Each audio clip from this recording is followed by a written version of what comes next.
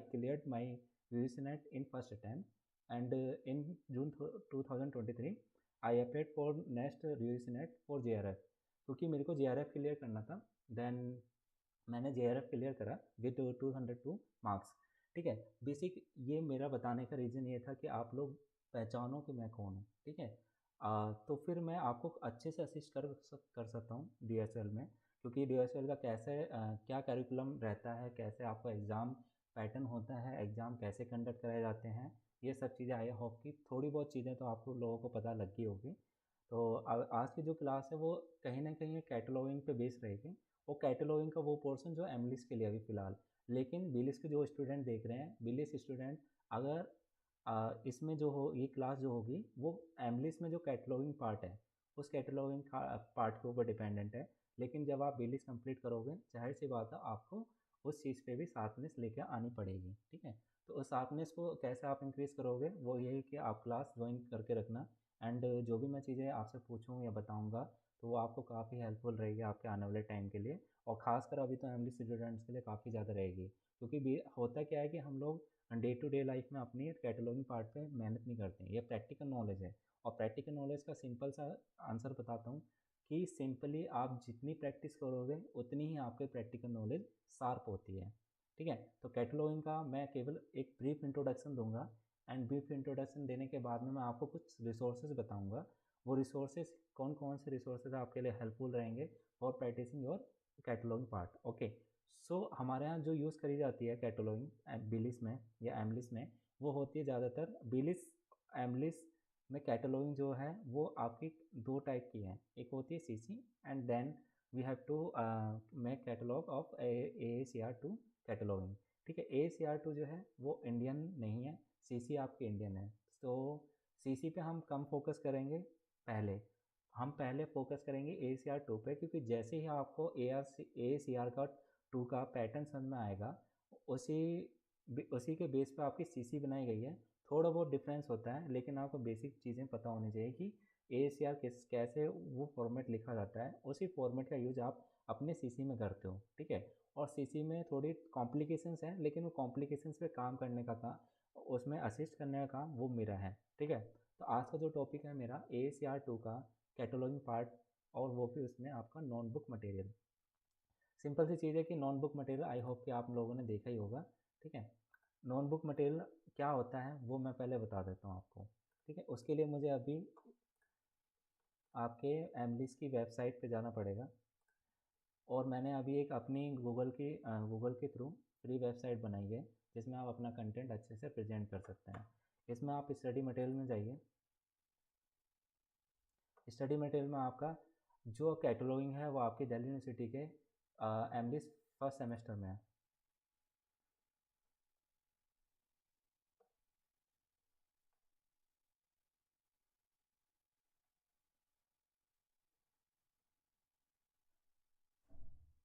यह है आपकी M103 पार्ट के लिए।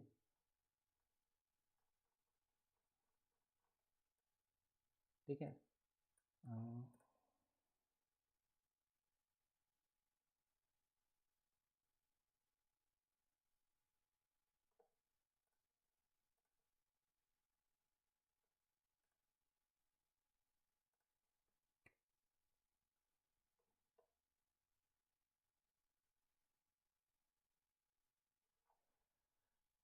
सो ये आपकी जो पार्ट है वो M103 है। एंड 103 में आपको क्या क्या कंटेंट है वो पहले मैं ब्रीफ दे देता हूँ, शॉर्ट इंट्रोडक्शन।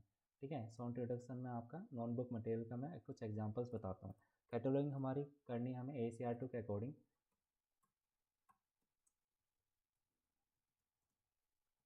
सेकेंड रिवीजन जो कि आपका है 2020 वाला एडिशन।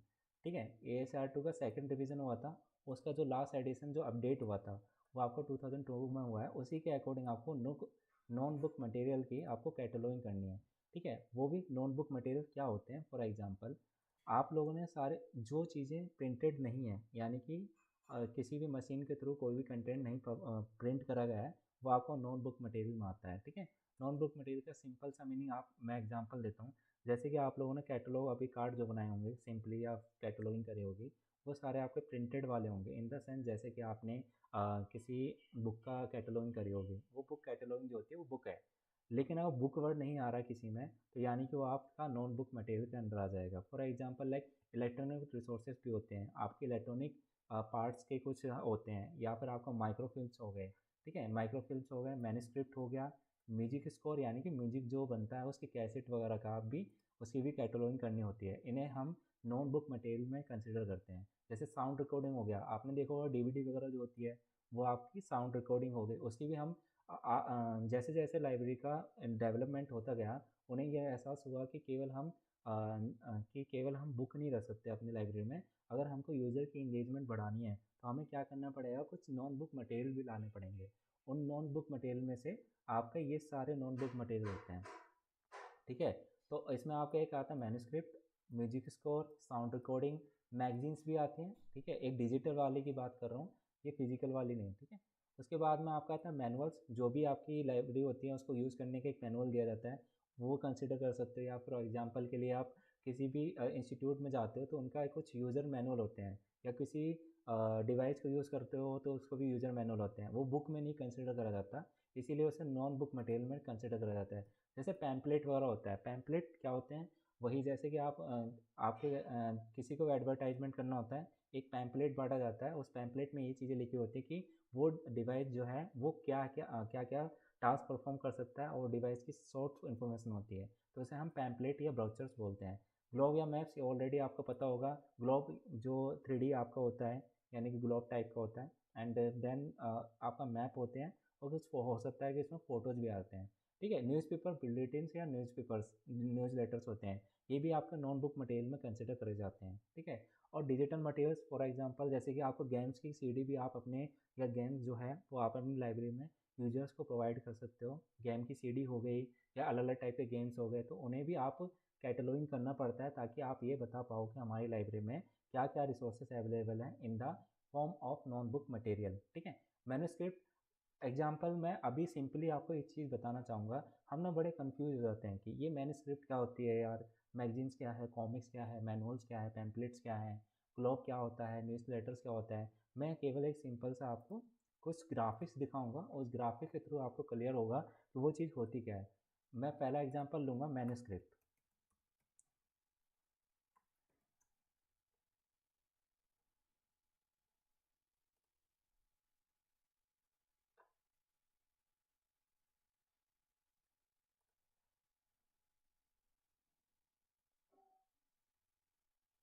ये जो आपको आइकन दिख रहा है या फिर जो भी चीज़ दिख रही है, जैसे ये बुक टाइप की दिख रही होगी, बट क्या डिफरेंस है बेसिक बुक में और इसमें, इसे हम मैन्युस्क्रिप्ट क्यों बोलते हैं?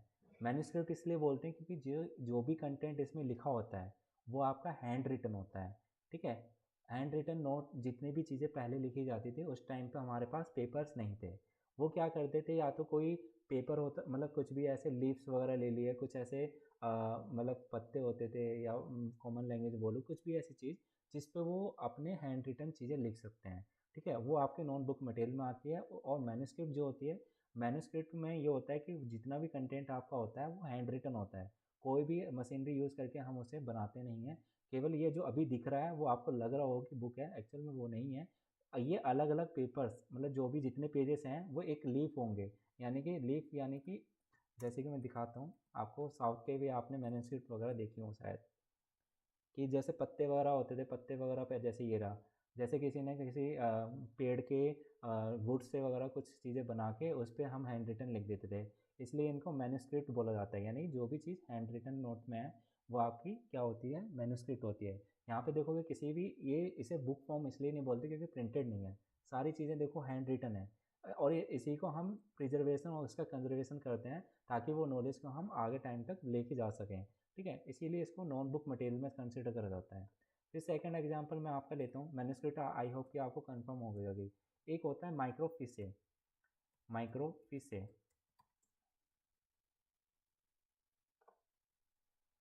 माइक्रोफिसे देखो इस टाइप की ना कुछ मशीनें होती थी, ठीक है। उस मशीन का काम क्या होता था, ऐसे ही करके मशीन होती थी। फॉर एग्जांपल मैं अभी लेता हूँ, जैसे कि ये हो गया, आपने आई होप कि नेगेटिव्स देखा होंगे, कुछ टाइम पहले क्या होता था, डिजिटल जो आपके डिजिटल वाले कैमराज़ होते थे, पहले क्या होता था कि आपको फ़ोटोज़ जो होती थी वो नेगेटिव फ़ॉर्म में दी जाती थी। ऐसे करके छोटे-छोटे टाइप के ना उसमें आपके डिजिटल मतलब जो भी आपने फ़ोटो क्लिक करी है वो आपकी इस नेगेटिव फ़ॉर्म में आती थी।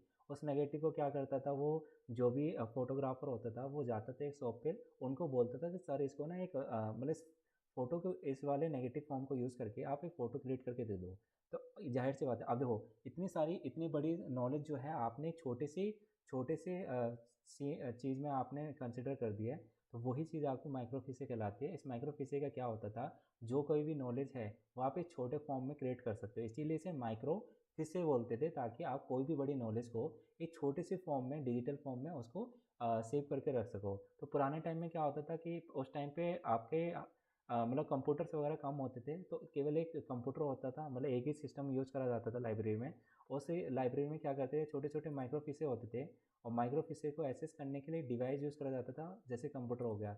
उस पे क्या होता था, एक डिजिटल कैमरा लगा होता था।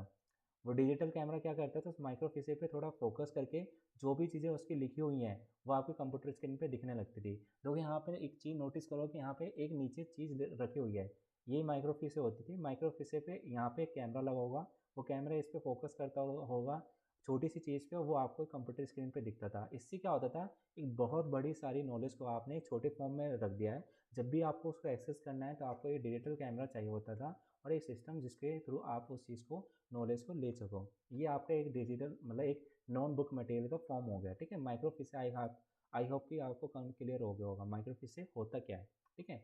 इसे हम नोट बुक मटेरियल में कंसिडर करते हैं, ठीक है। मैन्युस्क्रिप्ट मैंने बता दिया है, आपका कार्टोग्राफिक मैं बताऊंगा अभी, ठीक है। आपका माइक्रोफिसे में आपका, हाँ ये रहा, जैसे माइक्रोफॉर्म, ठीक है।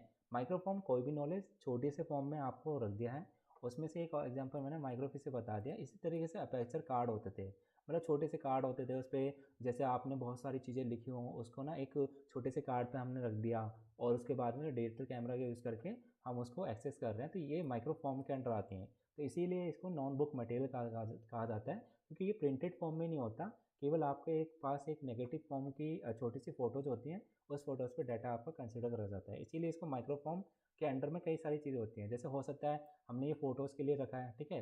अगर कोई हमें मूवी सेट करनी है, तो आपने देखा होगा माइक्रोफिसे रील्स, ठीक है। इस टाइप से देखा होगा कि जो अभी पुराने टाइम में हमारे जो मूवीज़ हॉल्स वगैरह होते थे, मूवीज़ हॉल्स में क्या होता था, इस टाइप का नेगेटिव फॉर्म्स होती थी। वो नेगेटिव फॉर्म क्या है, एक रीडर के थ्रू वो चलती रहती थी, और वो जितनी भी आप इसमें नॉलेज कंसिडर होती थी वो आपको स्क्रीन पे दिखती थी।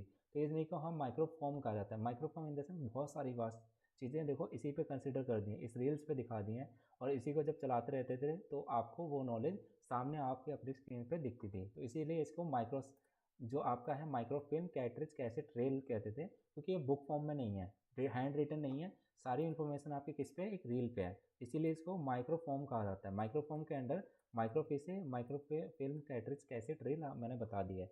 अब देखो, अब जाहिर सी बात है आप लाइब्रेरी में बहुत सारी चीज़ें और भी रख सकते हो। फॉर एग्जांपल के लिए आप गेम रख सकते हो, इनको हम थ्री डी डायमेंशनल आर्टिफैक्ट्स या रेलाई में कंसिडर करते हैं, क्योंकि ये क्या होता है कि केवल बुक फॉर्म के होते हैं पढ़ने के लिए, लेकिन आप बहुत सारी चीज़ें और भी तो रख सकते हो अपनी लाइब्रेरी में। तो उन्हीं को रखने के लिए लाइक थ्री डी टाइप में आपके क्या क्या हो सकते हैं, आपका गेम हो सकते हैं, रेलाई हो सकता है, आर्ट ओरिजिनल हो सकती है, ये जैसे कि आपने कोई आर्ट, जैसे कि फ़ोटो वगैरह या फिर मॉडलिंग, जैसे थ्री डी मॉडल्स आने लगे हैं कुछ चीज़ों के, जैसे बुक बहुत सारी चीज़ें मतलब थ्री डी टाइप में जो भी होती हैं, वो आपके आर्टिफैक्ट जो भी रखोगे वो थ्री डी में अंदर कंसिडर आएंगे।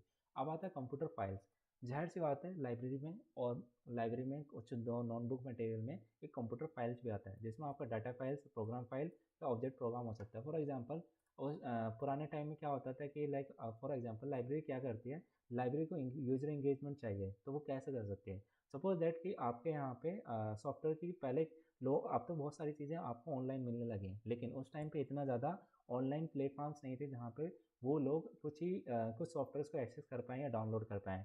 तो उसके लिए क्या करते थे, जैसे हमने कैसेट ली, उस कैसेट के अंदर हमने कोई सॉफ्टवेयर डाल दिया, और सॉफ्टवेयर डाल के हमने अपनी लाइब्रेरी में रख दिया, ठीक है। उस लाइब्रेरी में तो कोई भी यूज़र आएगा तो उसको क्या है कि सर मुझे तो सॉफ्टवेयर की भी नीड है, तो आप जाहिर सी बात है लाइब्रेरी क्या करती है, इन्वॉल्वमेंट होती है।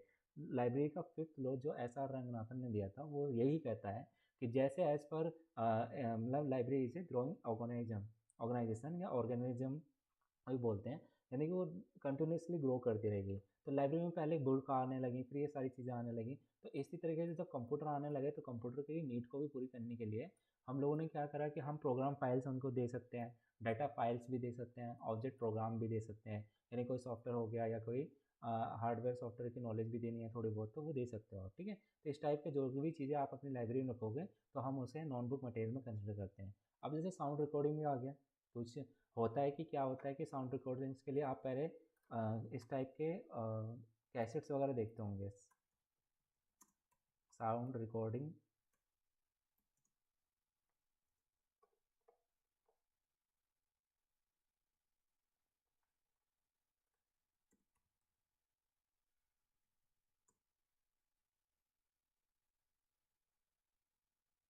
ठीक है, ये आप लोगों ने देखा होगा पहले एक रील टाइप की ये कैसेट्स आते थे। ठीक है, इन्हें हम कैसेट्स बोलते हैं। इनका काम केवल क्या था, ये केवल ऑडियो रिकॉर्ड करने के लिए होती थी। इनमें हम ऑडियो रिकॉर्ड करते थे। तो जाहिर सी बात है उस टाइम पे इतना डेवलपमेंट नहीं हुआ था, तो लाइब्रेरी ने क्या करा कि ऑडियो फॉर्म को भी रखने के लिए, हो सकता है आप कोई मतलब कोई इन्फॉर्मेशन आप ऑडियो रिकॉर्डिंग में रखना चाहते हो, तो आप क्या कर सकते हो, रील्स कैसेट वगैरह का यूज़ कर सकते हो। तो इन्हें भी तो आप नोट बुक मटेरियल का कैटलॉगिंग करोगे ना, कि हम अपनी लाइब्रेरी में ये सारी चीज़ें भी रखते हैं। तो हमें कोई चीज़ बतानी है कि ये वाली चीज़ें हमारे पास अवेलेबल है, तो उसके लिए कैटलॉग बनाना पड़ता ही है। तो आप नोटबुक मटेरियल का भी कैटलॉग बनाते हो, तो उनमें से एक जो फॉर्म है आपकी, ये रील्स कैसेट वगैरह जो होती थी वो साउंड रिकॉर्डिंग की कैसेट्स वगैरह होती थी। ठीक है, ये सारी चीज़ें जो आती है वो साउंड रिकॉर्डिंग के अंदर आती है। इसी तरीके से आपके म्यूजिक हो जाएगा, म्यूजिक स्कोर। स्कोर जो होते थे वो बड़े बड़े से आप जो, जैसे मैं दिखाता हूँ एक म्यूजिक स्कोर।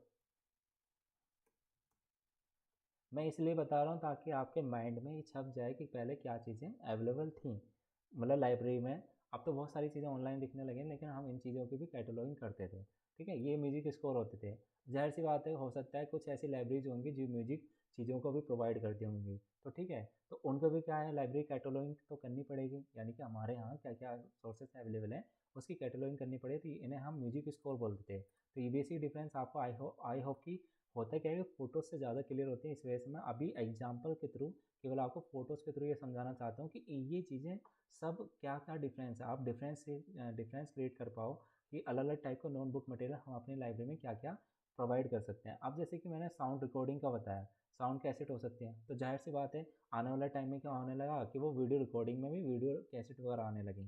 तो ठीक है, इस तरीके से आप motion picture and video recording भी अपनी लाइब्रेरी में दे सकते हो। जैसे वो हो गया कोई कॉन्फ्रेंस हो गया, या कॉन्फ्रेंस आपने कोई यूजर ओरिएंटेशन प्रोग्राम बनाया, उसकी आपने वीडियो रिकॉर्डिंग करी, तो आप अपनी लाइब्रेरी में उसको रख सकते हो, ताकि कोई भी यूज़र आएगा तो उसे बार बार एक ही इन्फॉर्मेशन नहीं देनी पड़ेगी। आप उसकी जगह पे क्या कर सकते हो, उसे एक वीडियो दे दोगे कि सर ये वीडियो कैसेट है, आप वीडियो कैसेट का यूज़ करके आप हमें हमारी लाइब्रेरी के बारे में जान सकते हो। सकता है कि कुछ इंपॉर्टेंट जो उनके कलीग्स होंगे उन्होंने कुछ अपने स्टडी मटेरियल वगैरह क्रिएट करा होगा वीडियो के थ्रू, तो वो भी आप वो लोग उनको प्रोवाइड कर सकते हैं। तो उसके लिए अलग अलग टाइप की चीज़ें होती थी। जैसे वीडियो कैसेट होती है, एक वीडियो कैसेट का आपको एग्जांपल दिखा देता हूँ मैं। ये वीडियो कैसेट है, कैसे दिखती थी।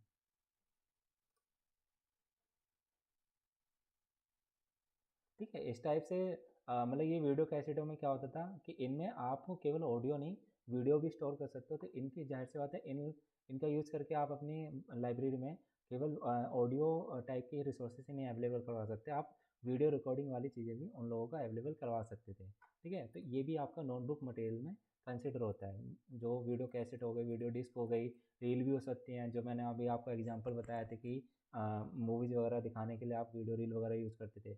अब आते हैं जो मेन पार्ट हमारा है, एक मतलब आई ऑलमोस्ट मैंने सारा आपको डिफ्रेंशिएट करवा दिया कि नोटबुक मटेरियल में क्या क्या चीज़ें अवेलेबल आती हैं। कार्टोग्राफिक मटेरियल, कार्टोग्राफर जो होता है वो एक मैप से रिलेटेड चीज़ें समझो, मैपिंग से रिलेटेड जो भी चीज़ें होती हैं उन्हें हम कार्टोग्राफिक मटेरियल बोलते हैं। कार्टोग्राफिक मटेरियल में जैसे एटलस आ गया, एटलस और ग्लोब्स और मैप में क्या डिफरेंस होता है मैं आपको आज बताऊंगा। ठीक है, एटलस जो होता है कई सारे मैप्स का कंपाइलेशन होता है। ठीक है, यानी कि एक एटलस के अंदर कई सारे आपके मैप्स हो सकते हैं। जैसे हम लोग map day to day life में यूज़ करते हैं गूगल मैप, लेकिन उस टाइम पे क्या होता था कि केवल मैप जो है वो तो केवल आपको लोकेशन लोकेट करने के लिए दिखाता है, लेकिन हम जो लाइब्रेरी में मैप यूज़ करते हैं, हम जोग्राफिकल कंडीशन के लिए भी यूज़ कर सकते हैं, या कोई आपकी पॉलिटिकल सिनारियोस की तरीके यूज़ कर सकते हैं। तो उस टाइप के मैप्स हम अपनी लाइब्रेरी में कंसिडर करते हैं कि हाँ, ये रिसोर्सेज उन लोगों को ज़्यादा इन्फॉर्मेशन प्रोवाइड कर पाएगी जो कि जोग्राफिकल कंडीशन की चीज़ों को लेकर काफ़ी ज़्यादा क्यूरियस हैं। तो एटलस के अंदर क्या होता है, कई सारे मैप्स का कंपाइलेशन होता है। जैसे ये बुक है, इस बुक के अंदर एक तरीके से मैप्स का बुक कह लो, बुक के अंदर कई सारी चीज़ें होती हैं। ये ले अगर केवल मैप कई सारे हैं, अगर वो एक बुक के अंदर कंसिडर करोगे तो आपको एटलस कहलाती है। ठीक है, तो एटलस आई होप कि इसमें क्लियर हो गया होगा, जो कि कंपाइलेशन ऑफ मैप्स होता है। ठीक है, ग्लोब ग्लोब सभी को पता है, मुझे बताने की जरूरत तो आई थिंक नहीं है, लेकिन फिर भी मैं एक फ़ोटो दिखा देता हूँ आपको। ये आपके जो होते हैं वो ग्लोब एटलस होते हैं। आपने देखा होगा लाइब्रेरीज में कहीं ना कहीं ये चीज़ें भी आपको प्रोवाइड करी जाती हैं, सभी लाइब्रेरीज में नहीं, बट जहाँ पे उनको लगता है कि हाँ ये सर्विस हम प्रोवाइड कर सकते हैं, तो ये ग्लोब एटलस में आता है। इसकी भी हमें कैटलॉगिंग करनी होती है। ठीक है, क्योंकि लाइब्रेरी में जितनी रिसोर्सेज हैं उन रिसोर्सेज को आपको दिखाना होता है, तो वो कैटलॉग के थ्रू दिखाओगे, तो कैटलॉग से पता लग जाता है कि हमारे पास कितने रिसोर्सेज अवेलेबल हैं। तो उन रिसोर्सेज में एक आपका ये एटलस ग्लोब भी आता है। ठीक है, फिर आपका एक इम्पॉर्टेंट होता है मैप। मैप भी मैंने बता दिया आई थिंक। मैप में सिंपली जो भी मैप्स आप, ये है कि आपका ये 3D में है, इसे हम 3D बोल सकते हैं, 3D में है ये। लेकिन जो मैप होता है वो 2 डायमेंशन वाले चीज़ों में होता है, यानी कि एकदम प्लेन एरिया में होता है वो। ठीक है, इस तरीके से आपके ये आई थिंक सारे नोटबुक मटेरियल जो जो होते हैं उनकी कैटलॉगिंग आज हम करना सीखेंगे, जो कि हमारा मेन पर्पज़ था। अभी मैंने ये सारे चीज़ें कन्फ्यूजन जो थी आपकी कि ये अलग अलग टाइप के क्या क्या नोटबुक मटेरियल हो सकते हैं, वो सारी चीज़ें मैंने क्लियर कर दी हैं। तो इसके रिगार्डिंग अगर किसी को कोई क्वेश्चन पूछना है तो यू कैन आस्क। क्या अगर आपको क्लियर हो गया है तो आप थंब दे देना, नई चीज़ें कुछ अगर पूछनी है तो आप बताइए, फिर उसके बाद में मैं कैटलॉगिंग पार्ट पे जाऊँगा।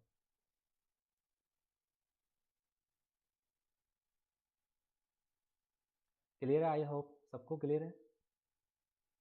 Please give thumb.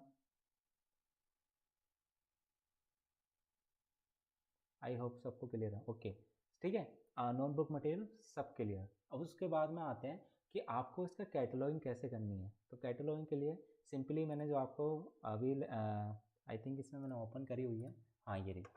ठीक है, ये आपकी एमलिस की 103 जो आपका सब्जेक्ट कोड है, वो 103 आपका subject code advance knowledge organisation cataloguing practical. ठीक है, आज मैं इसमें नोटबुक मटेरियल की आपको कैटलॉगिंग करना कैसे, उसके बेसिक पैरामीटर क्या क्या चीज़ें हैं वो आपको बताऊंगा। ठीक है, सीधे मैं अभी कैटलॉगिंग पार्ट वाले पार्ट पे जा रहा हूँ। ठीक है, ये मैंने सारी चीज़ें आपको क्लियर करवा दी। कार्टोग्राफिक मटेरियल क्या होता है, साउंड रिकॉर्डिंग, म्यूजिक वगैरह, and manuscript, motion picture and video recording. Graphic material वही कि 2D डायमेंशन में जितनी चीज़ें हैं, पिक्चर्स हो गई, चार्ट हो गए, फिल्म स्ट्रिक हो गई, ये सब चीज़ें। कंप्यूटर फाइल मैंने बता दिया कि कैसेट में अगर कोई डाटा दे रहा हो वो कंप्यूटर फाइल्स में कंसिडर करी जाएंगी। माइक्रोफॉर्म मैंने बता दिया, माइक्रोफिस है, माइक्रोफिल्म कैटरेज। ठीक है, आई थिंक ये 3D डायमेंशन में आपका गेम डायरामा मॉडल या मॉडल होता है कुछ, इस टाइप की सारी चीज़ें आपकी इसी के हम कैटलॉगिंग करना सीखेंगे। ठीक है, अब मैं सीधे आपका कैटलॉगिंग पार्ट पे जा रहा हूँ।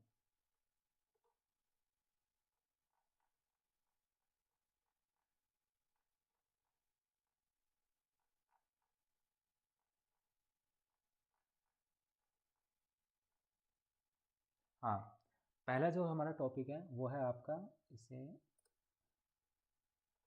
पहला पार्ट जो है आपका मैन्युस्क्रिप्ट है। ठीक है, मैन्युस्क्रिप्ट का आई थिंक बता दिया मैंने आपको, मतलब नॉर्मल इन्फॉर्मेशन मैन्युस्क्रिप्ट दिखती कैसी है। ठीक है, अब मैं इसकी कैटलॉगिंग बताऊंगा कि कैटलॉगिंग में आप कैसे करोगे।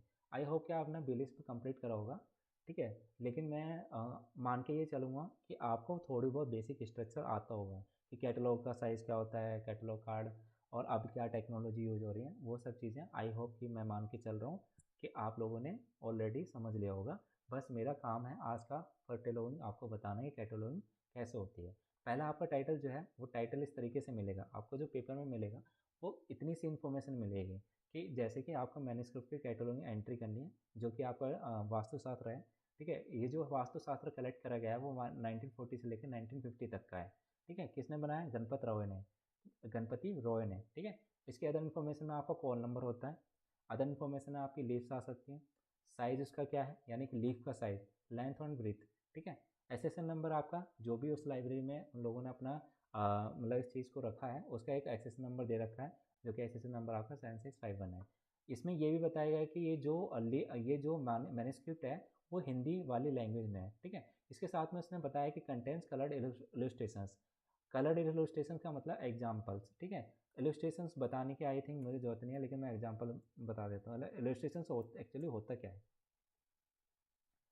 ठीक है। इलस्ट्रेशंस केवल क्या होता है, एक विजुअल रिप्रेजेंटेशन होता है जिसमें आपको जैसे टेबल हो गए, टेबल वगैरह हो गई या कोई चीज़ ऐसी हो गई जो कि आपको रिटर्न में नहीं, एक मतलब एक मैप बना दे, जैसे टेबल हो गया, एक ग्राफिक्स हो गए, होता है ना, हम लोग इमेजेस वगैरह भी यूज़ करते हैं, इन सबको हम इलस्ट्रेशन बोलते हैं, ठीक है। कोई भी अगर नॉलेज रिटर्न फॉर्म में नहीं है और वो उसको हमने कॉम्पैक्ट साइज़ में कर दिया है, स्मॉल साइज़ में, जैसे टेबल्स हो गए, आपके ग्राफिक्स हो गए, या और कई सारी चीज़ें हो सकती हैं, मैप्स हो गए, वो अगर आपने कॉम्पैक्ट साइज़ में बना रखा है तो उसको हम इलस्ट्रेशन बोलते हैं, ठीक है।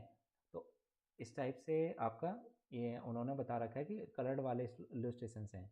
इसमें एक नोट भी दे रखा है, नोट क्या है, this manuscript is available with Ramchandra Goyal, यानी कि जो मतलब ये नोट एरिया में आएगा, ठीक है। उसके बाद हम चलते हैं मैन एंट्री कैसे होती है। सिंपली कार्ड का साइज़ ऑलरेडी सभी को पता होगा, मैं यही बताऊंगा कि बिल्कुल ही डीपली में जाऊँ, केवल मैं नॉर्मल साइज़ बता रहा हूँ।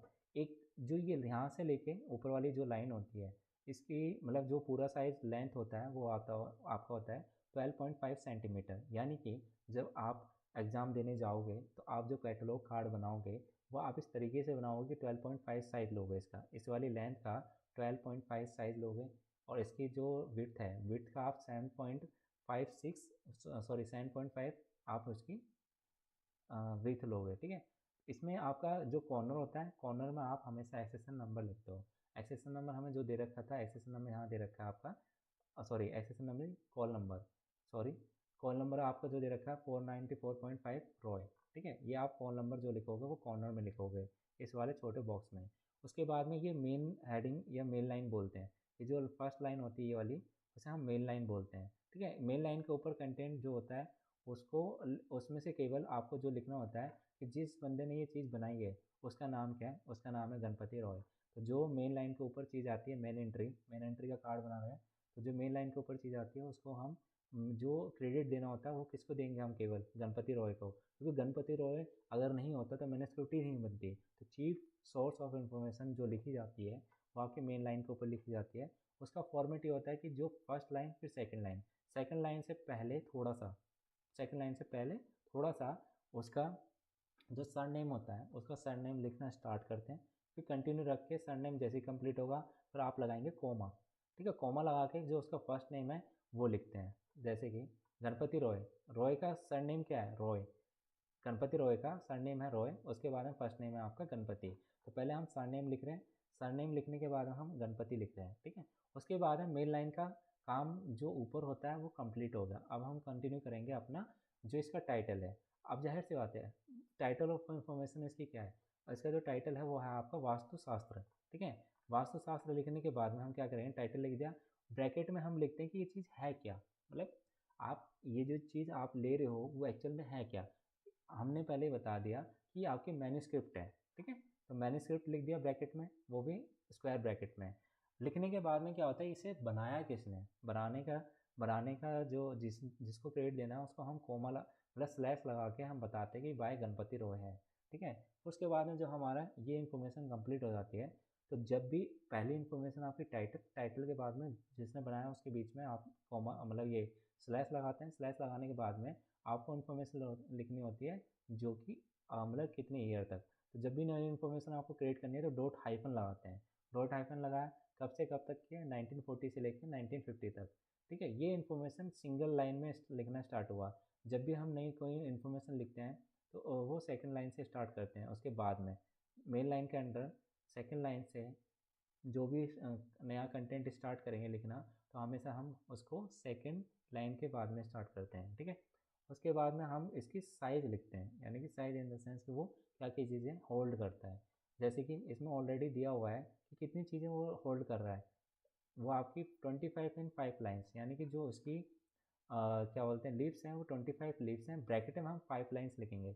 अगर कोई चीज़ की और ज़्यादा गहरी इन्फॉर्मेशन दे रखी है तो हम उसको ब्रैकेट में लिखते हैं, ठीक है। उसके बाद में हम जो उसका और कई सारी इन्फॉर्मेशन जैसे कलर्ड इलस्ट्रेशंस हैं, उसके बाद वहाँ कलर अवेलेबल दे रखा है, कलर दे रखा है तो कलर हम लिखेंगे। कलर लिखने का तरीका ये होता है कि आप सेमी कॉलन लगाओगे, सेमी कॉलन लिखने के बाद में कलर्ड COL शॉर्ट फॉर्म लिख के डॉट लगा दोगे। उसके बाद में मैंने बताया इलस्ट्रेशंस, ये जो लिखा है कि कुछ कलर्ड इलस्ट्रेशंस इन लोगों ने लिए हुए हैं, तो कलर्ड इलस्ट्रेशन के लिए क्या करा हमने, कलर्ड लिखा, कलर्ड का डॉट हाफ में लगा, डॉट लगा दिया। उसके बाद में इलस्ट्रेशन का ILL, इसमें आपको थ्री लाइन्स दिख रही होंगी, लेकिन बट पहला जो लेटर है वो कैपिटल है, बाकी सारे स्मॉल्स हैं। वो थोड़ा हो रहा होगा कि ग्राफिकल इलस्ट्रेशन या फिर इस टाइप से नहीं दिख रहा होगा, तो ILL लिखा हुआ है, ठीक है। उसके बाद डॉट लगाया, डॉट लगाने के बाद में जब भी हम साइज़ लिखते हैं, साइज़ लिखने का हमेशा ध्यान रखना, आप क्या लगाएंगे, सेमी कॉलन, ठीक है। सॉरी, ये जो होता है वो कॉलन होता है, मैं कंफ्यूज हो गया था। इसे हम कॉलन बोलते हैं, सेमी कॉलन होता है जिसमें वो कोमा लगता है, मतलब वन डॉट के साथ अगर कॉलन कोमा आ रहा है तो उसको हम सेमी कॉलन बोलते हैं, इसको कॉलन बोलते हैं, ठीक है। तो हम जो साइज़ लिखते हैं, साइज़ लिखने से पहले हम जब भी लिखेंगे तो सेमी कॉलन लगाते हैं, ठीक है। उसके बाद में यहाँ पर जो चीज़ लिखी हुई थी वो लिखी हुई है कि जो मैन्युस्क्रिप्ट अवेलेबल है वो आपकी हिंदी में अवेलेबल है। तो हिंदी में लिखने के लिए जाहिर सी बात है ये एक नई इन्फॉर्मेशन है, ये जितनी चीज़ इन्फॉर्मेशन थी वह इसको हम बोलते हैं एस्टेंट ऑफ आइटम। एस्टेंट ऑफ आइटम क्या होता है कि एक मतलब जो भी, मैं फॉर एग्जांपल लाइक मैं आपको एक मिठाई का डब्बा देने गया, ठीक है, मिठाई के डब्बे में क्या क्या चीज़ें अवेलेबल हैं और उसका साइज़ क्या है, वो सारी चीज़ें आपकी एस्टेंट ऑफ आइटम बोलते हैं उसे।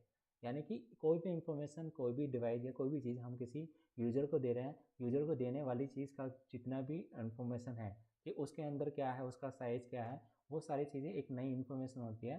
तो वो इन्फॉर्मेशन आप एक सिंगल लाइन में लिखते हो, ठीक है। अब सेकंड, ये वाले एक्सटेंट ऑफ आइटम की जो डिटेल थी हमने कंप्लीट कर ली। अब एक नई इन्फॉर्मेशन क्या होती है, जो चीज़ अवेलेबल है कि वो चीज़ क्या, मतलब कि किसी लैंग्वेज में अवेलेबल है, तो आप जो लिखते हो MS डॉट करके लिखते हो। कोई भी चीज़ अगर आप नोटबुक मटेरियल में लिखोगे कि ये हिंदी में अवेलेबल है, तो उसके लिए आप पहले क्या लिखोगे, MS डॉट, ठीक है। MS डॉट यानी कि मैन्युस्क्रिप्ट, ठीक है, शॉर्ट फॉर्म इसको बोलते हैं मैन्युस्क्रिप्ट। मैन्युस्क्रिप्ट जो है आपकी हिंदी में है। ये हम शॉर्ट फॉर्म यूज़ करने का सिंपल सा रीज़न एक ये है कि जो कार्ड होता है ऑलरेडी साइज़ छोटा होता है, अगर हम सारी चीज़ें लिखने गए फुल फॉर्म में तो वो हमें काफ़ी ज़्यादा जगह घेर लेगा और कार्ड को हमें कई सारे कार्ड बनाने पड़ जाएंगे। तो शॉर्ट फॉर्म यूज़ करने के लिए उन्होंने MS यूज़ करा है, डॉट इन हिंदी, फिर डॉट, यानी कि जब भी इन्फॉर्मेशन एक कंप्लीट होगी, जैसे कि ये इन्फॉर्मेशन पूरी कंप्लीट हुई, उसके बाद डॉट लगता है। तो हर चीज़ को नोटिस करो कि सब चीज़ों के बाद में डॉट लग रहा है, यानी कि टाइटल इन्फॉर्मेशन दिया, ऑथर का नाम दिया, उसके बाद में कहाँ से कहाँ तक अवेलेबल है, उसके बाद डॉट दे दिया, यानी कि पहली इन्फॉर्मेशन आपकी कंप्लीट। सेकंड इन्फॉर्मेशन मैंने बताई extent of the item. Extent of item, जैसे इन्फॉर्मेशन कंप्लीट हुई लास्ट में डॉट लगाया। फिर थर्ड आपका है कि वो उसकी लैंग्वेज किस में है, ठीक है, MS डॉट फिर इन हिंदी डॉट, ये आपका तीसरा कंप्लीट। उसके बाद में एक चीज़ और लिखी थी, वो थी आपकी नोट। तो हमेशा ध्यान रखना, नोट जो होता है वो नोट आपके हमेशा लास्ट में लिखा जाएगा, इन द सेंस जब भी सारी इन्फॉर्मेशन कंप्लीट होगी उसके बाद हम नोट लिखते हैं। तो नोट लिखा, नोट में क्या लिखना है हमें, this manuscript is available with Ramchandra Goyal. जाहिर सी बात है जो इन्फॉर्मेशन ये लिखी है हम पूरी लाइन सेम तो नहीं लिखेंगे, उसको शॉर्ट फॉर्म हम कैसे लिख सकते हैं, वो हम ये लिख सकते हैं कि अवेलेबल है किसके थ्रू, रामचंद्र गोयल के थ्रू। इसके बाद में ये सारी चीज़ें कंप्लीट हुई। अब आता है हमारी क्या इन्फॉर्मेशन रह गई है, आपका रह गया है एक्सेशन नंबर। एक्सेशन नंबर का सिंपल सी चीज़ है, जब भी कोई इन्फॉर्मेशन आप यहाँ लिख रहे हो, उसके ये जो बॉक्स होता है इस वाला छोटे बॉक्स में, इस छोटे बॉक्स में जब भी 4 लाइन्स गिन लेना, यानी कि या तो मिडल में लिख दो उस नंबर को, या फिर आप 4 लाइन्स ऊपर से गिन लो, जैसे 1 2 3 4 या 5 लाइन के सामने लिख दो। जो एक्सेशन नंबर लिखा जाता है वो 4 या 5th लाइन के सामने लिखा जाता है, या मिड में लिख दो, जो भी आपकी सुटेबिलिटी है, ठीक है। तो ये मेन एंट्री में आपने ये सारी चीज़ें अवेलेबल करवा दी। उसके बाद में क्या है, आप ट्रेसिंग करते हो। Tracing in the sense simple सा मीनिंग है कि हम इसके और कितने कार्ड बनाने वाले हैं, ठीक है। और कार्ड बनाने के लिए मैंने बताया पहले भी, आप सबको आई होप कि पता होगा कि AACR में कम से कम 3 कार्ड तो ज़रूर बनते हैं। एक कार्ड आपका मेन एंट्री का बनता है, सेकंड आपका जितने बनते हैं, जितने मेन एंट्री के छोड़कर जितने भी कार्ड बनेंगे उन्हें हम एडेड एंट्री बोलते हैं, बस नाम ये चेंज हो जाता है कि वो एडेड एंट्री किस चीज़ की बनी है। जैसे कि सब्जेक्ट की बनी है, तो सब्जेक्ट की बनी है तो सब्जेक्ट की एंट्री हम क्या करते हैं, सब्जेक्ट डिसाइड करते हैं, यानी कि उसका सब्जेक्ट क्या है, ये जो चीज़ हमने ली है उसका सब्जेक्ट क्या होगा। जाहिर सी बात है वास्तुशास्त्र, वास्तुशास्त्र किस में, किस वाले मटेरियल का है, मनुष्य। तो जो इसका सब्जेक्ट होगा वो सब्जेक्ट के लिए आपको एक बुक दी जाती है जिसे हम सब्जेक्ट SLSH बोलते हैं, सब्जेक्ट लिस्ट ऑफ, मतलब जो भी है, मुझे शायद याद नहीं आ रहा उसके फुल फॉर्म अभी। ठीक है, सब्जेक्ट हेडिंग के लिए अलग से बुक मिलती है। उस बुक में आप ये सर्च करोगे कि वास्तुशास्त्र ये जो मैन्युस्क्रिप्ट होता है उसके लिए हम सब्जेक्ट क्या यूज़ करेंगे, तो सब्जेक्ट ये लिखा है। ठीक है, तो उसका मतलब एडेड एंट्री बनी, तो पहला कार्ड जो बनेगा वो आपका सब्जेक्ट के लिए बनेगा, और सब्जेक्ट का क्या नाम है वो हम यहाँ लिखते हैं। उसके बाद में एक हम टाइटल का भी बनाते हैं, यानी कि सपोज दैट कोई कोई यूजर आया, सिंपल से हो सकता है कि उस यूज़र को क्या केवल ये पता हो कि वास्तुशास्त्र की मैन्युस्क्रिप्ट मुझे दे दीजिए, तो वो क्या करेगा, जो मैन एंट्री वाली कार्ड है इसमें सारी इन्फॉर्मेशन होती है, तो उसको अगर फॉर एग्जांपल लाइक मैं गया, मैंने बोला सर मुझे ना गणपति रॉय की कुछ मैन्युस्क्रिप्ट दिखा दो, तो ये कार्ड से पता लग रहा है कि मैन एंट्री के कार्ड में कि रॉय गणपति के जितने चीज़ें होंगी वही जगह पे हमारे अवेलेबल है। एडेड एंट्री में क्या होता है, मान लो कोई यूजर आया, यूजर ने बोला यार सर मेरे को ना मतलब हिंदी मैन्युस्क्रिप्ट के ऊपर चीज़ें चाहिए। ठीक है, तो हम क्या करेंगे, उस सब्जेक्ट वाले कार्ड को देखेंगे कि सब्जेक्ट में क्या हमारे पास हिंदी मैन्युस्क्रिप्ट वाली कुछ चीज़ें अवेलेबल हैं, तो उसके लिए हम एक अलग से कार्ड बनाया। ठीक है, अब जाहिर सी बात है, फॉर एग्जांपल लाइक एक तरीके से और यूज़र आ सकता है, यूज़र बोल सकता है कि सर मुझे ना वास्तुशास्त्र की मैन्युस्क्रिप्ट चाहिए, तो आप क्या करोगे, इस टाइटल के लिए एक और कार्ड बनाओगे, वो टाइटल आपका कार्ड ये रहा। ठीक है, टाइटल कार्ड ऊपर वास्तुशास्त्र लिख दिया, बाकी सारी चीज़ें मेन एंट्री की जो होती हैं वो सारी सेम चीज़ें लिखी होती है, बस क्या होता है कि मेन लाइन के ऊपर केवल हम ये चीज़ें ऐड करते हैं। अगर टाइटल की एंट्री कर रहे हो तो टाइटल डाल देंगे, अगर सब्जेक्ट की एंट्री कर रहे हो तो सब्जेक्ट के लिए आप यहाँ पे उसके सब्जेक्ट लिख दोगे, बाकी जितनी एंट्री होती है एडिट एंट्री में वो सारी मैन्युस्क्रिप्ट से कॉपी करी जाती हैं। सिंपली आपको केवल यहाँ लिख देना है कि एज सुन मतलब as available in the main entry, और जितनी भी चीज़ें होंगी, या आप पूरे कार्ड की एंट्री जैसे यहाँ लिखी है वैसे आप यहाँ लिख सकते हो। ठीक है, अब सब्जेक्ट एंट्री में क्या होता है, सब्जेक्ट एंट्री में जो सब्जेक्ट लिखते हो हमेशा आप उसको कैपिटल लेटर्स में लिखोगे, बस बेसिक डिफरेंस यही है कि एड एंट्री वाला सब्जेक्ट का जो आप कार्ड बनाओगे उसमें आप जो भी चीज़ लिखोगे सब्जेक्ट का वो आप कैपिटल लेटर्स में लिखोगे, तो कैपिटल लेटर में हिंदी और मैन्युस्क्रिप्ट। अब आते हैं हम एडेड एंट्री टाइटल वाली एंट्री, इसमें जो भी वर्ड लिखा है टाइटल का वो आपको कैसा लिखा है, रेगुलर वर्ड में। तो इस तरीके से हमने जो मैन्युस्क्रिप्ट का जो एक एग्जाम्पल था वो हमने क्लियर कर लिया कि कैसे चीज़ें उसकी एंट्री होती है। ठीक है, अब मुझे ये बताइए कि इसमें कोई कन्फ्यूजन,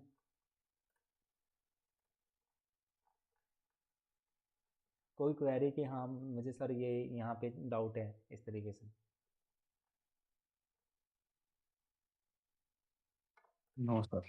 ठीक है, मैं अब मूव कर रहा हूँ आगे के लिए। ठीक है, देखो अभी मुझे पता है कि ये आपको ना माइंड में थोड़ी स्लिपिंग हो रही होगी कि अरे इसका हम कैसे पहचानें, इसका कैसे पहचानें। मैं लास्ट में एक ऑब्जर्वेशन आपको बताऊंगा कि किस तरीके से आप पहचानोगे। ठीक है, पहला आपका मैन्युस्क्रिप्ट वाली जो नोट बुक मटेरियल आता है उसकी मैंने कैटेगरी बता दी, और उसका एक क्वेश्चन ज़रूर आना है, डेफिनेटली आई एम श्योर कि उसका एक क्वेश्चन हर बार आता है, तो प्लीज़ मैन्युस्क्रिप्ट वाले जितने एग्जाम्पल है वो कर लेना। ठीक है, तो मैन्युस्क्रिप्ट के एग्जाम्पल आई थिंक इसमें एक ही है। ठीक है, अब सेकंड आपका होता है कार्टोग्राफिक मटेरियल्स। कार्टोग्राफिक मटेरियल्स में मैंने ऑलरेडी बता दिया, जैसे आपके एटलेसेस होते हैं, मैप्स होते हैं, ये सब आपके कार्टोग्राफिक मटेरियल्स के अंदर आते हैं। ठीक है, तो कार्टोग्राफिक मटेरियल में आपके ये कुछ रूल्स एंड रेगुलेशंस हैं, इनको ज़रूर पढ़ना, एक गो थ्रू करना, ताकि आपको और अच्छे से समझ में आ जाए कि कौन सी चीज़ किसके बाद में लिखी जाती है। जैसे मैंने आपको ऑलरेडी बता दिया था कि जैसे पहले आप टाइटल लिखते हो, टाइटल के बाद में कार्टोग्राफिक आइटम क्या है, वो आइटम क्या है, उसके बाद में उसका स्केल लिखोगे। ठीक है, ये मैं एक ऑब्जर्वेशन दे रहा हूँ। टाइटल लिखोगे, टाइटल के बाद में कार्टोग्राफी का आइटम लिखोगे कि एक्चुअल में है क्या, उसके बाद में उसका स्केल रेशो लिखते हैं, स्केल रेशो भी बताऊंगा होता क्या है। ठीक है, उसके बाद में आप स्टेटमेंट ऑफ प्रोजेक्शन लिखते हो कि अगर किसी को वो मैप बनाना है खुद से, या फिर कहीं बड़ा बड़ा या छोटा उसका मैप बनाना है, जो मैप मैं किसी को दे रहा हूँ हो सकता है उसको प्रिंट करवाना हो बड़े साइज़ में, तो आपको क्या प्रोजेक्शन यूज़ करनी है कि वो आपका मैप बड़े साइज़ में भी काफ़ी अच्छे से क्लियर नोटिस हो, तो उसके लिए हम प्रोजेक्शन यूज़ करते हैं। ठीक है, फिर आपका आता है थर्ड चीज़, मतलब कि उसके अंदर बॉक्स के अंदर क्या क्या चीज़ें अवेलेबल हैं, यानी इन द सेंस कि लाइक वो मैप में क्या क्या चीज़ें और सारी चीज़ें अवेलेबल हैं। ठीक है, तो ये आपका पहला सोर्स हो गया। ठीक है, ये मैं केवल एक एग्जांपल बता रहा हूँ, एग्जांपल इन द सेंस कि कैसे एंट्री होती है। ऑलरेडी कैटलॉग का स्ट्रक्चर मैंने बता ही दिया, कॉल नंबर यहाँ लिखोगे, यहाँ पे एक्सेशन नंबर लिखते हो, इसमें नहीं दे रखा, बाय मिस्टेक हो गया होगा। हेडिंग के ऊपर हेडिंग वही लिखनी है, टाइटल प्रॉपर आता है ब्रैकेट में, हम इसे जीएमडी, जैसे ऊपर मैंने बताया था आपको मैन्युस्क्रिप्ट लिखनी है, जीएमडी बोलते हैं। मतलब जो मटेरियल डिस्क्रिप्शन होता है, जनरल मटेरियल डिस्क्रिप्शन इसकी फुल फॉर्म है, यानी कि मटेरियल जो आप मेरे को दे रहे हो वो है क्या। तो आप यहाँ पे जो लिखते हो, जैसे यहाँ पे जो आएगा अभी जो हम कर रहे हैं, जैसे एटलस होगा तो एटलस लिखेंगे, मैन्युस्क्रिप्ट होगा मैन्युस्क्रिप्ट लिखेंगे। पैरेलल टाइटल आता है, पैरेलल टाइटल के बाद अदर कोई इन्फॉर्मेशन दे रखी है वो लिखेंगे, स्लैश लगा के फर्स्ट स्टेटमेंट और रिस्पॉन्सिबिलिटी, यानी कि जो एटलस है वो किसके रिस्पॉन्सिबिलिटी है, यानी कि एटलस मैंने बाई चांस मैंने बनाया तो ये मेरी रिस्पॉन्सिबिलिटी है, ठीक है। तो जाहिर सी बात है उसके बारे में लिखने के लिए आपको स्लैश लगाना पड़ता है। अब जैसे ये इन्फॉर्मेशन कंप्लीट होगी उसके बाद में डॉट हाइफन लगता है, अगर एडिशन आ रखा है एडिशन लिखोगे, नहीं है तो आप आगे बढ़ जाओगे। अगली इन्फॉर्मेशन क्या होती है, मैंने बताया आपको स्केल लिखना होता है, यानी कि 1:8 का रेशो है, 1:10 का रेशो है, किस चीज़ का है, तो वो चीज़ें आप डॉट हाइफन लगा के स्टेटमेंट ऑफ स्केल लिखते हो। उसके बाद में पब्लिशर की डिटेल लिखते हो। देखो ज़रा नोटिस करो कि जो इन्फॉर्मेशन है वो एक साथ है सारी। तो लिखने का तरीका होता है कि जब यहाँ से सेकंड लाइन का स्टार्ट करोगे, थोड़ा सा गैप दोगे, लिखते जाओगे, मतलब कंटिन्यू रखोगे। सेकंड लाइन से यहाँ पे जो लिखोगे वो आप सेकंड लाइन से थोड़ा पहले लिखना स्टार्ट कर दोगे, ये लिखते जाओगे, कंटिन्यू रखोगे जब तक ये पब्लिशर की डिटेल कंप्लीट ना हो जाए। उसके बाद नोट लगा दिया। वही एक्सटेंट ऑफ आइटम मैंने ऑलरेडी बता ही दिया, कवर कर चुका हूँ, ठीक है। एक्सटेंट ऑफ आइटम में क्या होता है कि मटेरियल जो आप प्रोवाइड कर रहे हो किसी को, उसकी क्या इन्फॉर्मेशन है पूरी, वो इन्फॉर्मेशन आप यहाँ लिखते हो, एक्सटेंट ऑफ आइटम। उसके बाद अदर कोई फिजिकल डिटेल है उसकी, प्लस डायमेंशन से उसकी क्या है, तो डायमेंशन लिखने के पहले आप क्या करते हो, वो आपका सेमीकोलन लगाया जाता है। अकम्पनी मटेरियल क्या होता है, जैसे आपने कई बुक्स भी देखे होंगे, बुक्स में पीछे ना मैप लगे होते हैं, मैप लगा है या सीडी लगी है, आपने कुछ बुक्स देखी होंगी जिसके पीछे कैसेट लगी होती है कभी कभार, या फिर कुछ मैप वगैरह लगे होते हैं, तो उसी को हम अकम्पनिंग मटेरियल बोलते हैं, यानी कोई भी चीज़ उसके साथ में एडिशनली जोड़ी गई है, ठीक है। तो वो प्लस करके लिखते हैं अकम्पनिंग मटेरियल, फिर एटीसी ब्रैकेट बंद, फिर डॉट हाइफन, अगर उसकी कोई सीरीज़ है, जैसे एटलस की भी सीरीज़ होती है, ठीक है, तो उसको ब्रैकेट में लिख के उसको डॉट लिख देंगे। उसके बाद में अगली लाइन, नोट्स स्टैंडर्ड नंबर दे रखा है तो लिखेंगे। ट्रेसिंग वही चीज़ कि कितने एडिशनल कार्ड आपने इस चीज़ के बनाए हैं मेन एंट्री के अलावा। अब मैं पहला एग्जांपल जो ले रहा हूँ वो आपका मैप है, मैप का ध्यान रखना, ठीक है। एक एग्जांपल आप कैटोग्राफिक मटेरियल के अंदर, मैं अभी मैप का एग्जांपल ले रहा हूँ, और लिखने का तरीका क्या होगा उसका, मतलब कैटलॉगिंग कैसे करेंगे वो एग्जांपल। टाइटल आपका मैप ऑफ इंडिया, कौन सा एडिशन है इसका, 4th edition, reprinted with minor correction, तो ये एडिशनल नॉलेज होगी इसके साथ, ठीक है। उसके बाद में ये पब्लिशर की डिटेल है, कहाँ पब्लिक लोकेशन क्या है उसकी, न्यू दिल्ली। पब्लिकेशन का नाम क्या है, वो है आपका, पब्लिशर का जो नाम है वो गोयल प्रिंटिंग प्रेस है, कौन सी ईयर में पब्लिश करा है, 1996 में। अदर इन्फॉर्मेशन में आपका कॉल नंबर दिया हुआ है, स्केल दिया हुआ है। स्केल एक्चुअल में होता क्या है, जैसे कि आपने होता है कि फॉर एग्जांपल मैं एग्जांपल के साथ बता रहा हूँ।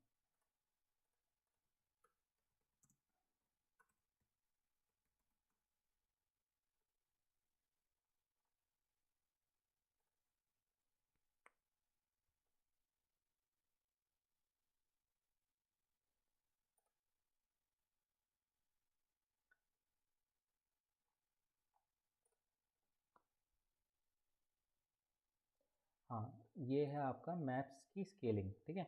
इस टाइप से आपने ना मैप्स के नीचे देखा होगा, मैप से नीचे देखना, तो ये इस टाइप से कुछ स्केलिंग भी होती है, यानी कि मान लो सपोज दैट मैं अभी ये सपोज दैट कि ये पेपर है, इसके पेपर के ऊपर मैंने एक छोटी सी लाइन खींची, वो 1 सेंटीमीटर खींच दी, जैसे मेरे हाथ हैंड मूव करते हुए दिख रहा होगा। मान लो मैंने एक छोटी सी यहाँ मतलब एक आपकी मतलब सिंगल लाइन ड्रॉ करी, एक है वो है आपकी 1 सेंटीमीटर, ठीक है।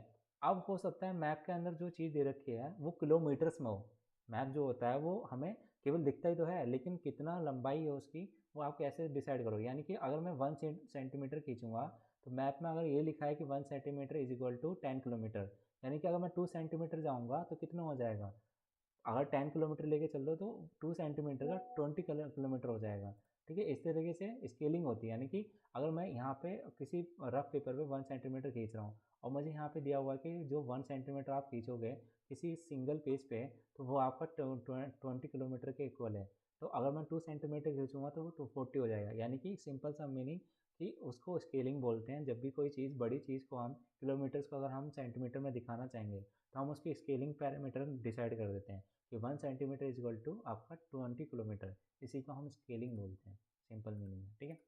उसके बाद में स्केलिंग कंप्लीट, यानी कि 1 इंच की जो लाइन खींची जाएगी वो आपके मैप पे जो दिखेगी या रियल में दिखेगी वो आपके 500 माइल्स के इक्वल होगी। फिर आपका एसएसएन नंबर दिया हुआ है साइज़, या जाहिर सी बात है जो आपका मैप होता है उसका साइज़ होगा ना, लेंथ भी होगी ब्रीथ भी होगी, तो साइज़ दे रखा है।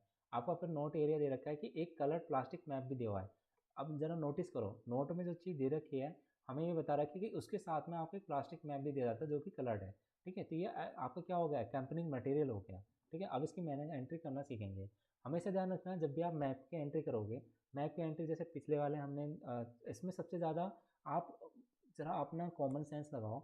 मुझे किसको क्रेडिट देना पड़ेगा? मैप कौन बना रहा है? Goyal and printing press. जो बंदा किसी चीज़ को बना रहा है उसको हम क्रेडिट देते हैं। जैसे मैन्युस्क्रिप्ट में जो उसका ऑथर होगा उसको क्रेडिट देंगे, लेकिन अगर जैसे मैप इन लोगों ने बनाया है, मैप किसने बनाया है? गोयल प्रिंटिंग प्रेस ने बनाया है। यहाँ पे किसी एक पर्सन का नाम नहीं लिखा हुआ, केवल ये लिखा हुआ कि गोयल प्रिंटिंग प्रेस ने एक मैप ऑफ इंडिया निकाला है। तो आप क्रेडिट किसको दोगे मैप में? उसकी जो प्रिंटिंग प्रेस है या फिर जो उसका पब्लिशर है उसको क्रेडिट दोगे।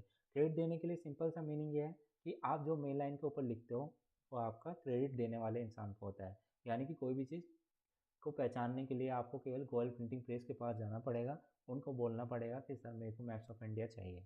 ठीक है, उसके बाद में आप वही पैटर्न यानी कि सेकंड लाइन से पहले स्टार्ट करते हैं थोड़ा सा। गोयल प्रिंटिंग प्रेस लिखा, आप उसकी लोकेशन भी लिखते हो ब्रैकेट में, उसको आप स्लैश में लिखोगे इटैलिक में। ठीक है, इटैलिक फॉर्म में आपको जो उसकी लोकेशन लिखनी होती है, यानी कि आपने इतना क्रेडिट दे दिया, उसके बाद ये इन्फॉर्मेशन कंप्लीट हुई तो आपने डॉट लगा दिया, क्रेडिट का काम खत्म। कॉल आपका कॉल नंबर मैंने बताया था, जो छोटा सा बॉक्स होता है इसमें आपका कॉल नंबर लिखा जाता है। कॉल नंबर लिखना का तरीका ये होता है, हमेशा ध्यान रखना जब भी आप कॉल नंबर लिखोगे तो आप पेंसिल से लिखोगे, बाकी सारी चीज़ें जो लिखोगे आप पेन से लिखोगे। ठीक है, क्या रीज़न होता है, बहुत से बच्चों को नहीं पता होता कि ये सब बोलते हैं यार कि मतलब हमें यार ये मतलब पेंसिल से क्यों लिखना होता है। पेंसिल से लिखने का एक सिंपल सा रीज़न है। सपोज दैट ये जो नंबर दिख रहा होगा, नंबर से आप आइडेंटिफाई कर पा रहे हो आई होप कि ये डीडीसी का कॉल नंबर है। किसका नाम कॉल नंबर है? डीडीसी। ठीक है, सपोज दैट मेरी लाइब्रेरी में पहले डीडीसी यूज हो रही थी। आने वाले टाइम में क्या हुआ कि यार मेरे को ना डीडीसी हटा के मेरे को यूडीसी ठीक लग रही है, अपनी क्लासिफिकेशन सिस्टम जो है अपनी लाइब्रेरी के लिए मेरे को यूडीसी ठीक लग रही है। तो आप क्या करोगे, केवल आपको ये कार्ड कार्ड को ना काटना नहीं पड़ेगा, ये पूरी इन्फॉर्मेशन नहीं काटनी पड़ेगी। फिर आपको क्या करना पड़ेगा, इस कार्ड में ये जो चीज़ लिखी है ना उसे आपको पेंसिल से हटा देना है। ठीक है, पेंसिल से हटा के जो उसका यूडीसी नंबर होगा वो आप यूडीसी नंबर लिख दोगे। यानी कि ये जो कार्ड्स है उसकी रीयूजेबिलिटी बढ़ जाएगी। इसी वजह से इसको क्या करा करते हैं, हम पेंसिल से लिखते हैं कि अगर हमें कोई और क्लासिफिकेशन सिस्टम यूज़ करना पड़ा इन फ्यूचर अपनी लाइब्रेरी में, तो हम उसको केवल आपको यूडीसी नंबर ही तो चेंज होता है, बाकी कोई चीज़ तो चेंज नहीं होगी। ये सारी चीज़ें जो है परमानेंट ही रहेंगी, क्योंकि वो रिसोर्सेस आपकी लाइब्रेरी में अगर रहेगा तो जाहिर सी बात है उसमें तो कोई चेंजेस नहीं होने ना। चेंजेस किस में हो सकता है, केवल क्लासिफिकेशन नंबर में। इसीलिए आपको बोला जाता है कि पेंसिल से हमेशा जो कॉल नंबर लिखा जाता है वो हमेशा पेंसिल से लिखा जाता है। बाकी जो इन्फॉर्मेशन है आपकी परमानेंट होती है। परमानेंट चीज़ को दिखाने के लिए हम पेन यूज़ करते हैं या फिर ऐसी चीज़ जो कि मिटे नहीं। ठीक है, तो अब ये आपका एसएसएन नंबर यहाँ नीचे आ गया है, ऐसा नहीं है। एसएसएन नंबर आप बीच में लिखोगे, होता है कि यूज़र के अपने अकॉर्डिंग ये जो फॉर्मेटिंग करी होगी उसमें इशू रहा होगा। ठीक है, तो बैक टू द पॉइंट कि आपने जो एंट्री करनी है वो आपके ऑथर नहीं, आपका जो पब्लिशर है पब्लिशर के नाम से एंट्री होगी मैप में। कंप्लीट ये वाली इन्फॉर्मेशन। उसके बाद में आप क्या लिखते हो, टाइटल टाइटल लिखते हो। टाइटल क्या हमारा मैप ऑफ इंडिया, ब्रैकेट में हम लिखते हैं स्क्वायर ब्रैकेट में कि ये चीज़ है क्या, मैप है। तो मैप लिख दिया, उसके बाद में क्लोज करके उसके बाद में डॉट हाइफन। कौन सा रिवीजन है, हमेशा ध्यान रखना जब भी आपका टाइटल कंप्लीट होगा टाइटल के बाद में ऑथर कंप्लीट होगा, ऑथर के बाद में हमेशा आपका एडिशन लिखा जाता है। एडिशन लिखने के लिए डॉट हाइफन यूज करोगे, dot hyphen fourth revise edition. उसके बाद में उसकी स्केलिंग लिखते हो। मैप के केस में जब भी आप स्केलिंग लिखोगे तो आप एडिशन के बाद में स्केलिंग लिखोगे। स्केल क्या दे रखा है आपका, ये दे रखा 1 इंच का 500 माइल्स। ठीक है, डॉट हाइफन लगा के स्केल लिख दिया 1 इंच, फिर कॉलन लगाते हैं क्योंकि हमें ये लाइन इतनी मतलब इक्वल टू का साइन लगाते हैं, यानी कि 1 इंच जो है वो आपको 500 माइल्स के लिए है। उसके बाद में जो आपका कंप्लीट होगा वो पब्लिशर की डिटेल डालोगे। डॉट हाइफन लगा के आप पहले पब्लिशर का प्लेस लिखते हो। पब्लिशर का प्लेस क्या है, न्यू दिल्ली। फिर उसके बाद में आप कोलन लगाते हो। कोलन लगाने के बाद में पब्लिशर का नाम क्या है, पब्लिशर का नाम है गोयल। वैसे लिखने को तो आप पूरा लिख सकते हो गोयल प्रिंटिंग प्रेस, लेकिन आप शॉर्ट फॉर्म भी यूज़ कर सकते हो, गोयल लिख सकते हो। गोयल लिखने के बाद में कॉमा लगाओगे। कब पब्लिश हुआ है, 1996 में। ठीक है, 1996 में आपका कंप्लीट हुआ। उसके बाद में आप मैंने बताया एक्सटेंट ऑफ आइटम लिखते हैं सेकंड लाइन से, यानी कि ये वाली इन्फॉर्मेशन कंप्लीट है, आप एक्सटेंट ऑफ द आइटम जो लिखोगे फिर एक न्यू शुरुआत करोगे सेकंड वाली लाइन से थोड़ा सा गैप देके। अब मैंने बताया था एक्सटेंट ऑफ आइटम, यानी कि किसी को कोई चीज़ दे रहे हो, पूरी इन्फॉर्मेशन कि वो चीज़ में क्या क्या चीज़ें अवेलेबल हैं। जैसे हम जो दे रहे हैं उसको एक मैप है, मैप का मतलब कितने मैप है, वन मैप के बाद में आपका कॉलन लगाएंगे, उसके बाद में उसका डिस्क्रिप्शन लिखते हैं ब्रैकेट में, या आप इस तरीके से लिख सकते हो कि वो है क्या, मतलब उसका कलर क्या है, ये सब चीज़ें जो होती हैं वो आप उसकी नंबरिंग ऑफ मैप के लिखने के बाद में, जैसे ये कलर्ड है, कलर्ड क्या है, प्लास्टिक, कैसा प्लास्टिक, मतलब फॉर्म फॉर्म क्या है उसकी, प्लास्टिक फॉर्म है। उसके बाद साइज़ लिखने से पहले हमेशा हम सेमी कॉलन लगाते हैं, साइज़ इसका क्या रहेगा 70x30 सेंटीमीटर, फिर डॉट लगा दिया, ये आपकी इन्फॉर्मेशन यहाँ तक कंप्लीट। उसके बाद आप ट्रेसिंग करोगे, ट्रेसिंग करने के लिए मैंने सिंपल बताया, मैन एंट्री के बाद में जितने कार्ड बनते हैं उन्हें हम ट्रेसिंग कहते हैं। ट्रेसिंग में आपके दो कार्ड बनेंगे, एक आपका क्या बनेगा सब्जेक्ट का, यानी कि मैप है, मैप का सब्जेक्ट क्या है, इंडिया के मैप्स हैं, ठीक है। उसके लिए एक बुक अलग दी जाएगी, वो बुक आपके मतलब कॉमन सेंस भी यूज़ कर सकते हो, अपनी तरफ से भी लिख दो, लेकिन बुक के थ्रू आप कर सकते हो, मतलब बुक में सर्च करना पड़ेगा कि मैप ऑफ इंडिया के लिए हम सब्जेक्ट हेडिंग क्या यूज़ करते हैं, ठीक है। तो मैप मैप इंडिया मैप करके उसकी सब्जेक्ट हेडिंग होगी। उसके बाद में टाइटल का भी कार्ड बनाएंगे, तो टाइटल का कार्ड हो गया, ठीक है। ये मेन एंट्री आपकी complete. Then we have to move to the added entry. Added entry का सबसे पहला बनता है आपका सब्जेक्ट। सब्जेक्ट में मैंने बताया कि जो सब्जेक्ट होता है हमेशा कैपिटल लेटर में आएगा, बाकी जो इन्फॉर्मेशन है वो मेन एंट्री की तरह बिल्कुल एज इट इज़ उतार दी जाती है। उसके बाद में एडेड एंट्री किसकी, टाइटल की। तो टाइटल आपका क्या है, मैप ऑफ इंडिया, ठीक है। टाइटल ये ऑलरेडी लिखा है ना, ये टाइटल होता है, मैप ऑफ इंडिया ये लिखा, बाकी जितना कार्ड का फॉर्मेट होगा वो सारा आपका जो आपने मेन एंट्री करा है वो उसका। तो इस तरीके से आपका ये मैप वाला जो एग्जाम्पल था कार्टोग्राफिक मटेरियल्स में वो कंप्लीट हुआ। उसके बाद में एक और एग्जांपल ले लेते हैं, इसे मैं जल्दी कवर करूँगा, ठीक है। तो ऑलरेडी लिखा हो Collins world atlas prepared by atlas सब कमेटी, नेशनल का atlas company New Delhi, Harper Collins publisher copyright 1956, hard cover आपका ये, और अदर इन्फॉर्मेशन दी हुई है, नोट जरूर पढ़ना। जैसे नोट में ये बता रखा है कि 60 आपके टेक्सुअल पेजेस हैं, टेक्सुअल इन द सेंस जो रिटर्न है, ठीक है, out of which 10 belongs to preliminary matters, ठीक है। प्लेनिनरी मैटर जो होता है वो हम आपने नोटिस करा होगा कि कुछ बुक्स जो होती हैं उसके आगे ना कॉमन जो पेज नंबर लिखे होते हैं, पेज नंबर लिखे होते हैं वैसे, जैसे रोमन नंबर्स में 1 2 3 4 करके, जैसे कॉमन नंबर जो रोमन नंबर्स यूज़ करते हैं उन्हीं जितने भी होते हैं रोमन नंबर्स के पेजेस, उसे हम प्रीलिमिनरी मैटर्स कहते हैं। वहाँ पे जो इन्फॉर्मेशन होती है वो इन्फॉर्मेशन केवल बुक के बारे में बताती है कि वो बुक है किस बारे में, ठीक है। तो उसे हम प्रीलिमिनरी मैटर्स कहते हैं। उसके बाद में क्या है, इसके साथ में क्या हो रखा है कि इसमें इसके साथ 50 मैप्स लगे हुए हैं जो कि आपके कलर्ड है, ठीक है।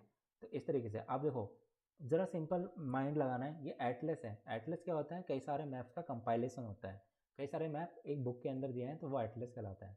अब ज़रा सिंपल सा माइंड ये लगाओ कि हम क्रेडिट किसको देंगे, क्रेडिट देना किसको देना है, पब्लिशर को क्यों देंगे जब ऑलरेडी अवेलेबल है, किसने बनाया है, जाहिर सी बात है जिसका आइडिया होता है उसी को हम क्रेडिट देंगे। तो क्रेडिट किसको देंगे, नेशनल एटलस कंपनी को। नेशनल एटलस कंपनी, उसका प्लेस ऑफ पब्लिक मतलब जो उसकी प्लेस है वो है new Delhi. National atlas company के अंदर भी जाओगे तो किसको दोगे, वो है आपका एटलस सब कमेटी। तो जो मैन एंट्री बनेगी, मैन एंट्री में जो क्रेडिट दोगे वो किसको दोगे, नेशनल एटलस कंपनी ब्रैकेट में न्यू दिल्ली, और उसकी जो भी सब कमेटी है उसको आप इटैलिक फॉर्म में लिखोगे, ठीक है। तो इस तरीके से मैन एंट्री में जो एंट्री होगी वो आपका मेन एंट्री बनेगी, वो आपकी किसके बनेगी, नेशनल एटलस कंपनी की। Then you have to move कि उसके बाद में वही टाइटल, टाइटल क्या है इसका, कॉलिन वर्ल्ड एटलस, ठीक है। फिर ब्रैकेट में लिखोगे, जैसे वहाँ पे मैप था यहाँ पे क्या लिखना है, एटलस ब्रैकेट, मतलब उसके बाद में स्लैश लगा दिया, स्लैश लगाने के बाद में आपने लिखा कि प्रिपेयर किसने करा है, एटलस सब कमेटी किसकी, नेशनल एटलस कंपनी की। ये कंप्लीट हुआ। मैंने बताया था एडिशन लिखना होता है, एडिशन नहीं दे रखा, फिर हम किसके बाद में उसके बाद में जाते हैं स्केल पे। स्केल आपका क्या दे रखा है, स्केल है आपका 1 to 2 लाख करके है, ठीक है। जो भी रेशो दे रखा है वो आपको लिखना पड़ेगा स्केल का, ठीक है। उसके बाद में आपको जाना है आपकी पब्लिशर की डिटेल के बाद, तो पब्लिशर की डिटेल वही डॉट हाइफन लगा के पहले प्लेस लिखते हैं उसका। उसके बाद में इसमें क्या है, इन लोगों ने गलत एग्जाम्पल दे दिया है, ये पब्लिशर जो है पब्लिशर रॉन्ग है, पब्लिशर जो आएगा वो आएगा हार्पर कॉलिंस, ठीक है। तो इसमें एडिटिंग मतलब थोड़ी बहुत ही है, क्योंकि नया कंटेंट इन लोगों ने पब्लिश करा था, इतने ज़्यादा एडिटिंग नहीं करी होगी, ठीक है। तो पब्लिशर जो होगा आपका ये रहेगा हार्पर कॉलिंस करके, ठीक है। उसके बाद में आपका हार्पर कॉलिंस करने के बाद में कॉमा लगाओगे, कब पब्लिश हुआ है 1956 में, तो 1956 हो गई, ठीक है। उसके बाद में आपका क्या आता है, मैंने बताया एक्सटेंट ऑफ द आइटम लिखते हैं। एक्सटेंट ऑफ आइटम यानी कि एक एटलस है जिसके अंदर 10 प्रीलिमिनरी पेजेस थे। 10 मैंने बताया था ना, इसमें 60 पेजेस में से जिसके आपके 10 प्रीलिमिनरी पेजेस हैं, तो आप common number Roman number use करते हो। रोमन नंबर लिखने के बाद में कॉमा लगा के टोटल कितने पेजेस हैं, 60 पेजेस, फिर ब्रैकेट बंद करोगे, कितने मैप्स हैं, मैप्स कितने थे आपके, कॉलन लगा के 50 मैप्स लिख दिए, जिसमें से ये लिखा होगा कि सम कलर्ड है, तो ये भी लिखोगे। मतलब जब भी ये इन्फॉर्मेशन लिखते जाओगे तो नोटिस करना केवल कॉलन लग रहा है, तो जो भी एक्सटेंट ऑफ द आइटम में केवल साइज को छोड़कर जितनी चीज़ें कनेक्टेड रहेंगी वो आपकी कॉलन से स्टार्ट, मतलब कॉलन से कनेक्टेड रहेंगी।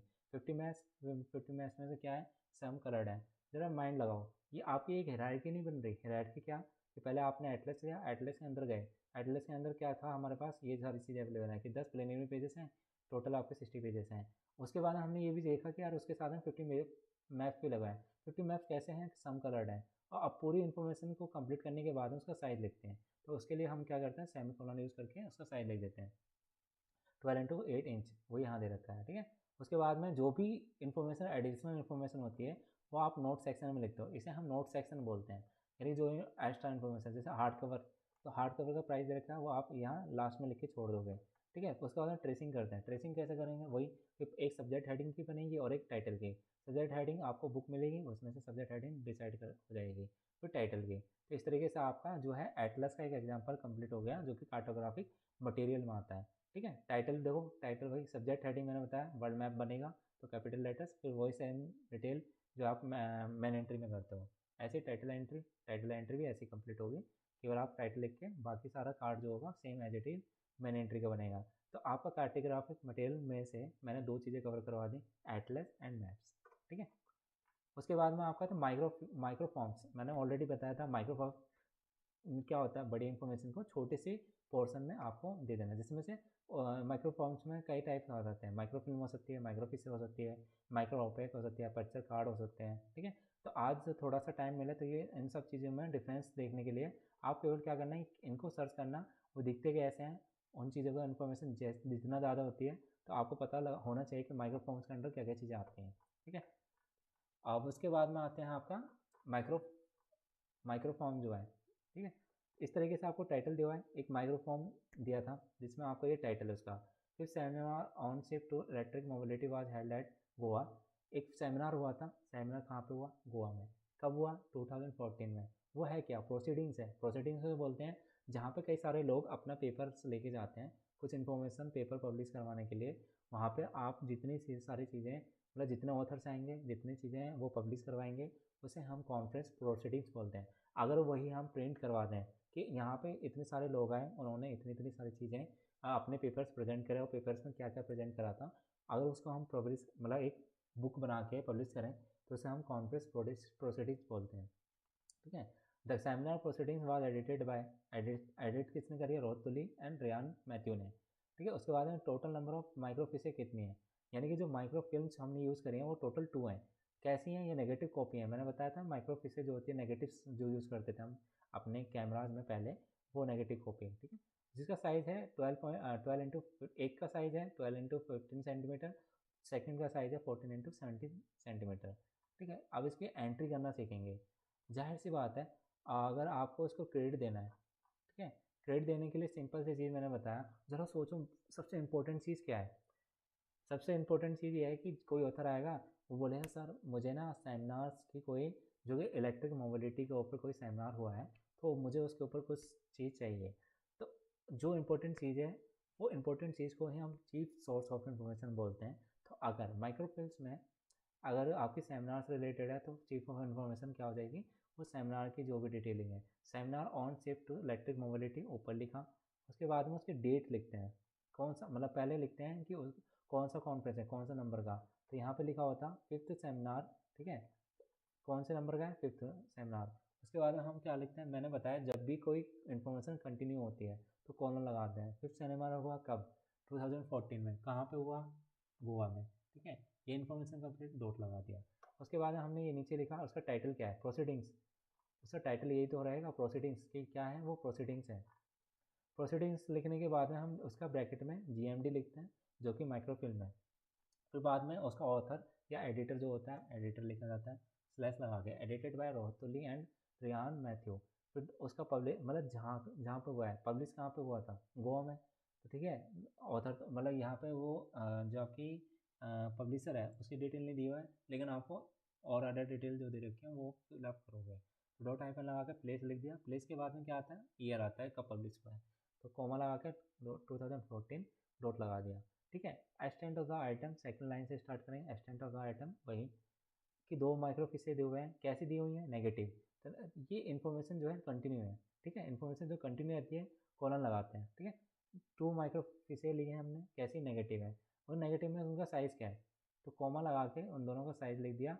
ये साइज़ वो वाला नहीं है, इसमें जो माइक्रो फिल्म होती हैं उनका फॉर्मेट अलग होता है। तो ये रूल्स पढ़ने के लिए क्या, जो ये लिखा गया है वो एक रूल है। ठीक है, उस रूल को पढ़ने के लिए यहाँ ऑलरेडी रूल्स दिए हुए हैं, तो इन रूल्स को पढ़ोगे तो तब आपको समझ में आएगा कि जो माइक्रोफिसे होती है उसमें साइज़ लिखने का ये तरीका होता है कि आप साइज़ पूरे तरीके से लिखते हो, कॉलन नहीं लगाते, कॉमा लगाते हो।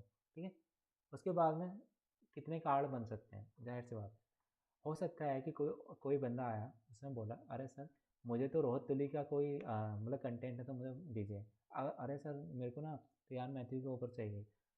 तो जाहिर सी बात है हम कार्ड और बनाएंगे किसके, रोहित तुली और रियान मैथ्यू का अलग अलग, क्योंकि हमने इनका इन्फॉर्मेशन या इनको क्रेडिट नहीं दिया कहीं पे भी। तो क्रेडिट देने के लिए 2 कार्ड बनेंगे, एक रोहित तुली और रियान मैथ्यू। एक कार्ड और बनेगा, वो बनेगा आपका किसका, टाइटल का। ठीक है, वैसे तो उन्होंने मैन एंट्री पे ही कंप्लीट कर दिया है, तो और जो कार्ड बनेंगे, एक तुली पे बनेगा, फॉर्मेट वही होता है, सरनेम लिखते हैं, फिर उसके बाद है फर्स्ट नेम। फिर सेकंड हम किसको क्रेडिट देंगे, रियान मैथ्यू को, सरनेम लिखेंगे फिर उसका फर्स्ट नेम। तीसरा कार्ड हम जो बनाएंगे वो टाइटल का बनाएंगे, इसमें सब्जेक्ट का न बना सकते हो, लेकिन ज़रूरत नहीं है। नीड ऑफ द आवर ही आपके कार्ड बनते हैं, 3 कार्ड मैन होते हैं। आपको जितने क्रेडिट देना है और भी बना सकते हो, लेकिन आप केवल एडिटर्स को क्रेडिट दे रहे हो, तो एडिटर को क्रेडिट देने के लिए 2 कार्ड बनाओगे, और जो आपका टाइटल होता है उसको क्रेडिट देने के लिए एक कार्ड ये बनाओगे। अब आते हैं graphic materials. Graphic in the sense जो भी फॉर्म, जैसे फ़ोटोज़ हो गए, वीडियोज़ हो गए, मतलब फ़ोटोज़ जो होती हैं बेसिकली ग्राफिक मटेरियल में आती हैं। ठीक है, किस टाइप के हो सकते हैं, ओपैक हो सकती हैं, 2 डायमेंशनल हो सकती हैं। ठीक है, चार्ट्स हो गए, फोटोग्राफ हो गए, टेक्निकल ड्राइंग हो सकती हैं। किसी ने सपोज दैट कि आपने घर की जो ड्राइंग्स बनती हैं वो हो सकता है टेक्निकल ड्राइंग आप प्रोवाइड करो अपनी लाइब्रेरी में। ठीक है, इस टाइप से जितने भी आते हैं ग्राफिक मटेरियल के अंडर आती हैं वो। इसके बाद में इसका एक एग्जांपल लेता हूँ मैं। ठीक है, इसमें पहला एग्जांपल जो है जैक एंड जिल, जो कि सैमुअल अर्नोल्ड ने बनाई है, और न्यूयॉर्क इसका पब्लिशर जो है वो ये है। अदर इन्फॉर्मेशन दे रही है, call number, SSN number, number of film stage. Graphic material क्या होता है, उसमें और कई सारी चीज़ें आ जाती हैं, आपकी फिल्म में आ जाएंगी, वीडियोस। ठीक है, इस टाइप से जो भी ग्राफिक मटेरियल मतलब जिसे हम देख सकते हैं वो सारी चीज़ें आपकी ग्राफिक मटेरियल। तो फिल्म देख सकते हैं तो इसलिए इसको ग्राफिक मटेरियल में कंसिडर करा जाएगा। तो एक example Jack and Jill by Samuel Arnold, New York Hamilton films, इस टाइप से ये आपको इन्फॉर्मेशन दी जाएगी। उसके बाद हम मेन एंट्री पे जाते हैं सीधे। ठीक है, ज़रा सोचो, इसमें सिंपल सी चीज़ है, आप क्रेडिट किसको दोगे, अगर वो मेन बंदा ही नहीं होगा तो वो चीज़ कैसे बनेगी। सैमुअल अर्नोल्ड जो है वो मेन रहेगा आपके लिए, क्यों, क्योंकि यही बंदे ने वीडियो बनाई है, या वीडियो जो भी है फिल्म बनाई है। अगर यही नहीं है तो फिर आप कैसे फिल्म को क्रेडिट दोगे। ठीक है, तो उसके लिए आप जो भी है उसको क्रेडिट देने के लिए मैन एंट्री जो बनाओगे, वो उसको क्रेडिट देने के लिए जो भी है उसका अर्नोल्ड कोमा लगा के फिर सैमुअल। अब उसकी एंट्री वैसी करोगे जैसे नॉर्मली सभी की करिए, बस चेंजेस कुछ आएंगे, वो ये है। अब टाइटल लिखा जैक एंड जिल, कैसी है मतलब क्या है उसका जीएमडी, तो उसका जीएमडी है आपका स्क्वायर ब्रैकेट में फिल्म स्टेक। ठीक है, किसने बनाई है, सैमुअल टेलर ने। पब्लिशर की डिटेल क्या है, डॉट हाइफन लगा के पहले प्लेस आता है, प्लेस न्यूयॉर्क, फिर कॉलन लगाया, उसके बाद में कौन किस मतलब कॉलन लगा के हैमिल्टन फिल्म्स, तो ये टाइटल डल जाएगा आपका। ठीक है, मतलब जो भी उसका पब्लिशर का नाम है, कॉमा लगा के फिर 1937 में पब्लिश हुई है। एक्सटेंट ऑफ द आइटम वही चीज़। ठीक है, 2 फिल्म स्ट्रिप हैं, मतलब यहाँ पे लिखा होगा ना फिल्म नंबर ऑफ फिल्म। ठीक, extent of the item 2 film strip कैसी हैं, मतलब उसकी 14 हाँ, जो फ़िल्म्स होती हैं वो फ्रेम्स में नापी जाती हैं, तो उसका आइटम जो है फ्रेम्स, कितने फ्रेम्स की है, 40 फ्रेम्स ईच। फिर उसको बंद करा, उसके बाद में कॉलन लगाया, कैसी है, कलर्ड है। कलर्ड में भी 2 टाइप के हैं, कलर्ड है और ब्लैक एंड वाइट भी है।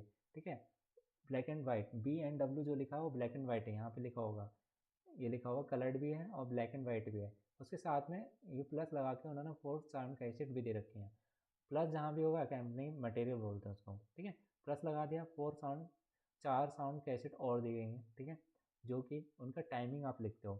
जो फिल्म स्ट्रिप्स होती हैं उनकी टाइमिंग लिखनी होती है। अगर फ्रेम दे रखा है फ्रेम लिखना है, टाइमिंग दे रखी है कि कितने मिनट के हैं तो वो भी लिखना होता है, ठीक है। अकैम्पनिंग मटेरियल लिखने के लिए प्लस लिखा और sound cassette bracket 20 minute each bracket dot. उसके बाद में किसके लिए बनाई गई हैं, अगर दे रखा है वेल एंड गुड, जैसे यहाँ पे लिखा हो ऑलरेडी कि इंटेंडेड फॉर ऑडियंस ग्रेड 2 से 4, यानी जो स्टूडेंट या फिर जो भी ऑडियंस है 2 से लेकर 4 एज तक की, उनके लिए बनाया गया है, या फिर क्लास जो ग्रेड है 2 से लेकर 4 क्लास के लिए स्टूडेंट्स के लिए बनाई गई है, ठीक है। तो आप ये कहाँ पे लिखो, नोट सेक्शन में। जो भी अदर इन्फॉर्मेशन होती है नोट सेक्शन में जाती है, यानी कि ट्रेसिंग से ऊपर, और जो सारी इन्फॉर्मेशन यहाँ कंप्लीट हो जाए उसके बीच में। तो ये सारी इन्फॉर्मेशन मतलब जो ट्रेसिंग होती है, ट्रेसिंग के जस्ट ऊपर जो नॉलेज जाती है वो नोट में जाती है।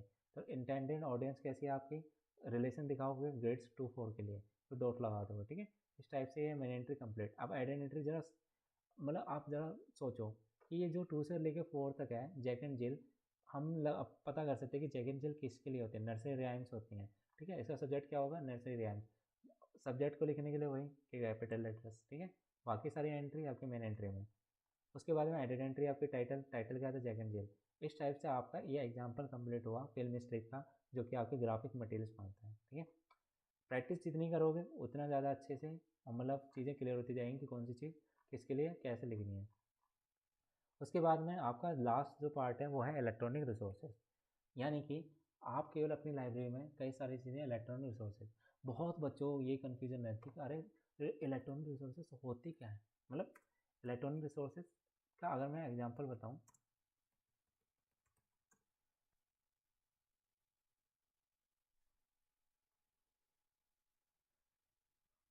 सिंपल सी एक चीज़ है इलेक्ट्रॉनिक रिसोर्सेज। मैंने ऑलरेडी केवल आप लोगों को ये इन्फॉर्मेशन मतलब मैप पे दिखाने के लिए कि कैसे दिखती हैं इलेक्ट्रॉनिक रिसोर्सेज में, क्या क्या चीज़ें आ सकती हैं।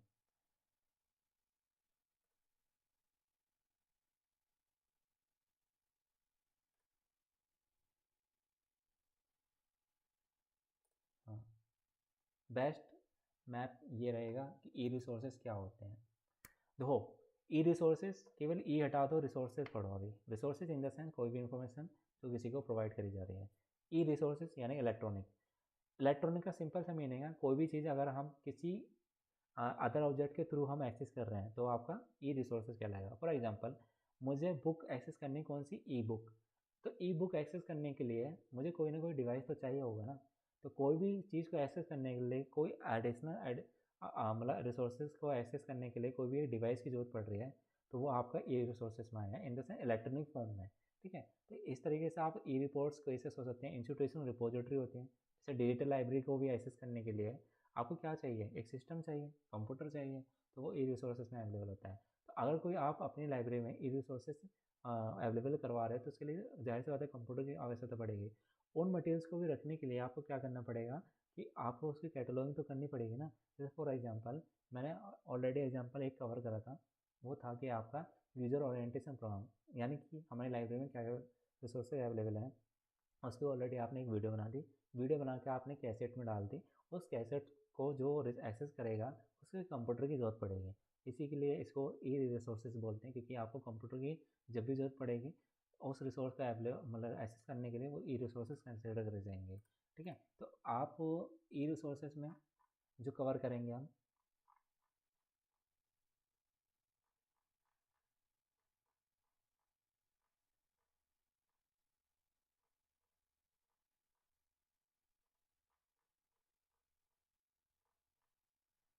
पहला एग्जांपल लेता हूँ। ये है आपका मतलब साउंड्स का।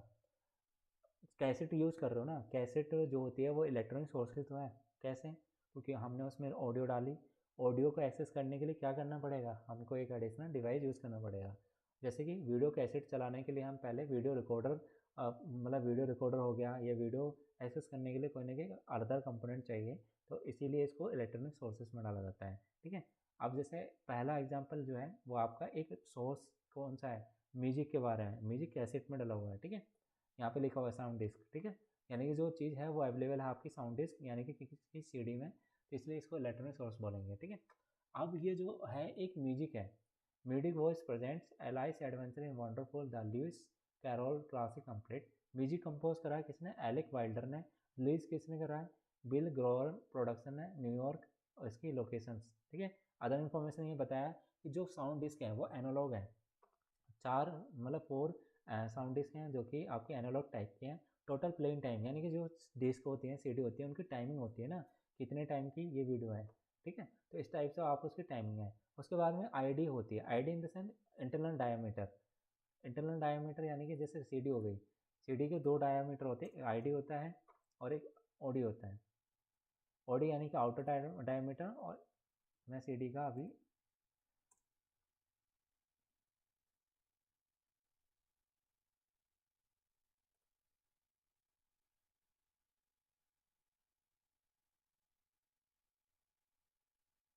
ठीक है। अब मैं ऑडियो आईडी बता रहा हूँ, केवल आईडी क्या लिखा होगा वहाँ पे। जो ये छोटा सा मतलब गैप दिख रहा है, ये जो हो मतलब एक सर्किल होता है, इसे हम आईडी बोलते हैं। ID in the sense internal diameter क्या है, यानी कि यहाँ से लेके इसके जो डायमीटर का साइज होगा वो आपका आईडी होता है। अगर मैं ओडी की बात करूँ, सिंपल एज दैट, जैसे ये सर्किल है, अगर मैं बड़े वाले सर्किल का डायमीटर बोलूँ तो वो उसे ओडी बोलते हैं, यानी कि आउटर डायमीटर, ठीक है।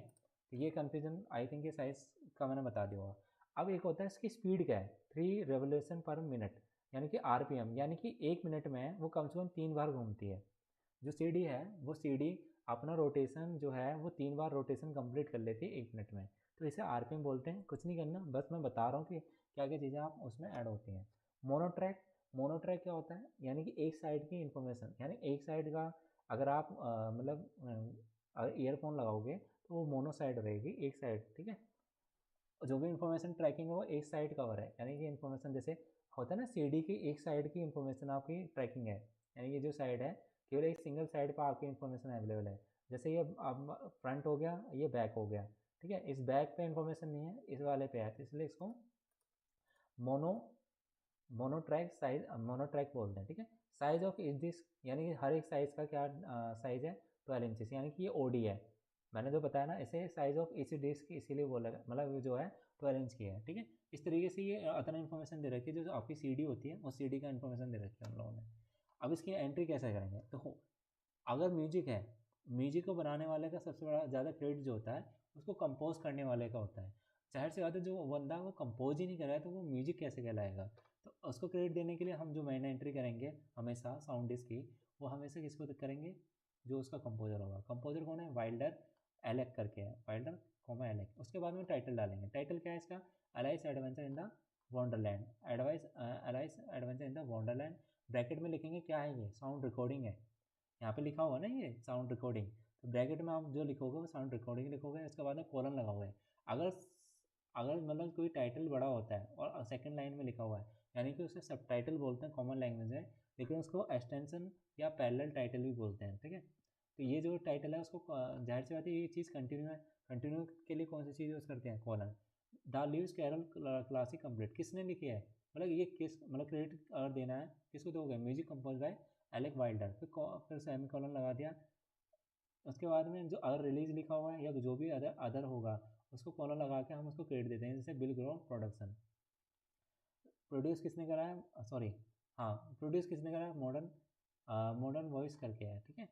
प्रोड्यूसर को हम देते हैं इसमें क्रेडिट, ठीक है। उसके बाद में आपका ए मतलब जो पब्लिशर या जो भी है प्रोडक्शन, उसकी प्लेस क्या है, उसका प्लेस है न्यूयॉर्क। उसका नाम क्या है, release by bill Grover production. Release by लिखते हैं, नहीं लिखना है तो आप बिल ग्रोवर प्रोडक्शन भी लिख सकते हो, क्योंकि ऑलरेडी इन्फॉर्मेशन हमारे माइंड में है कि हाँ उसी ने बनाया होगा।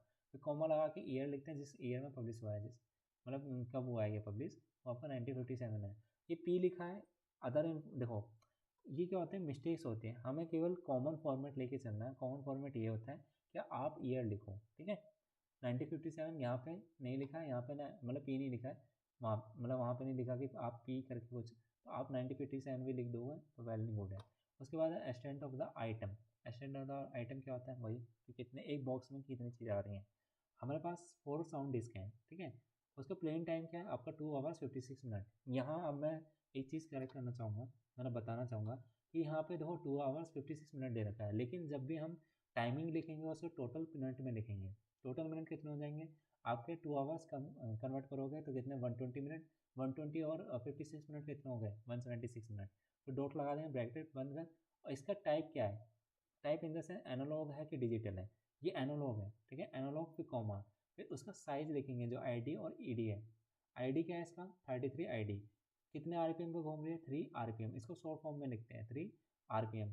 फिर कॉमा लगाया, कैसी है, मोनो है कि कैसी है, मोनो डिस्क है। साइज उसका क्या है, यहाँ पे सेमी कॉलन लगेगा, ध्यान रखना, इन लोगों ने नहीं लगा रखा, आप लगाओगे, जब भी साइज लिखोगे साइज से पहले हमेशा सेमी कॉलन लगता है, ठीक है। 12 इंच, फिर इंच को हम लिखने का तरीका होता है आई एन लिख के डॉट लगा देते हैं। अब एडिशनल इन्फॉर्मेशन क्या थी यहाँ पे, देखो एडिशनल इन्फॉर्मेशन ये थी,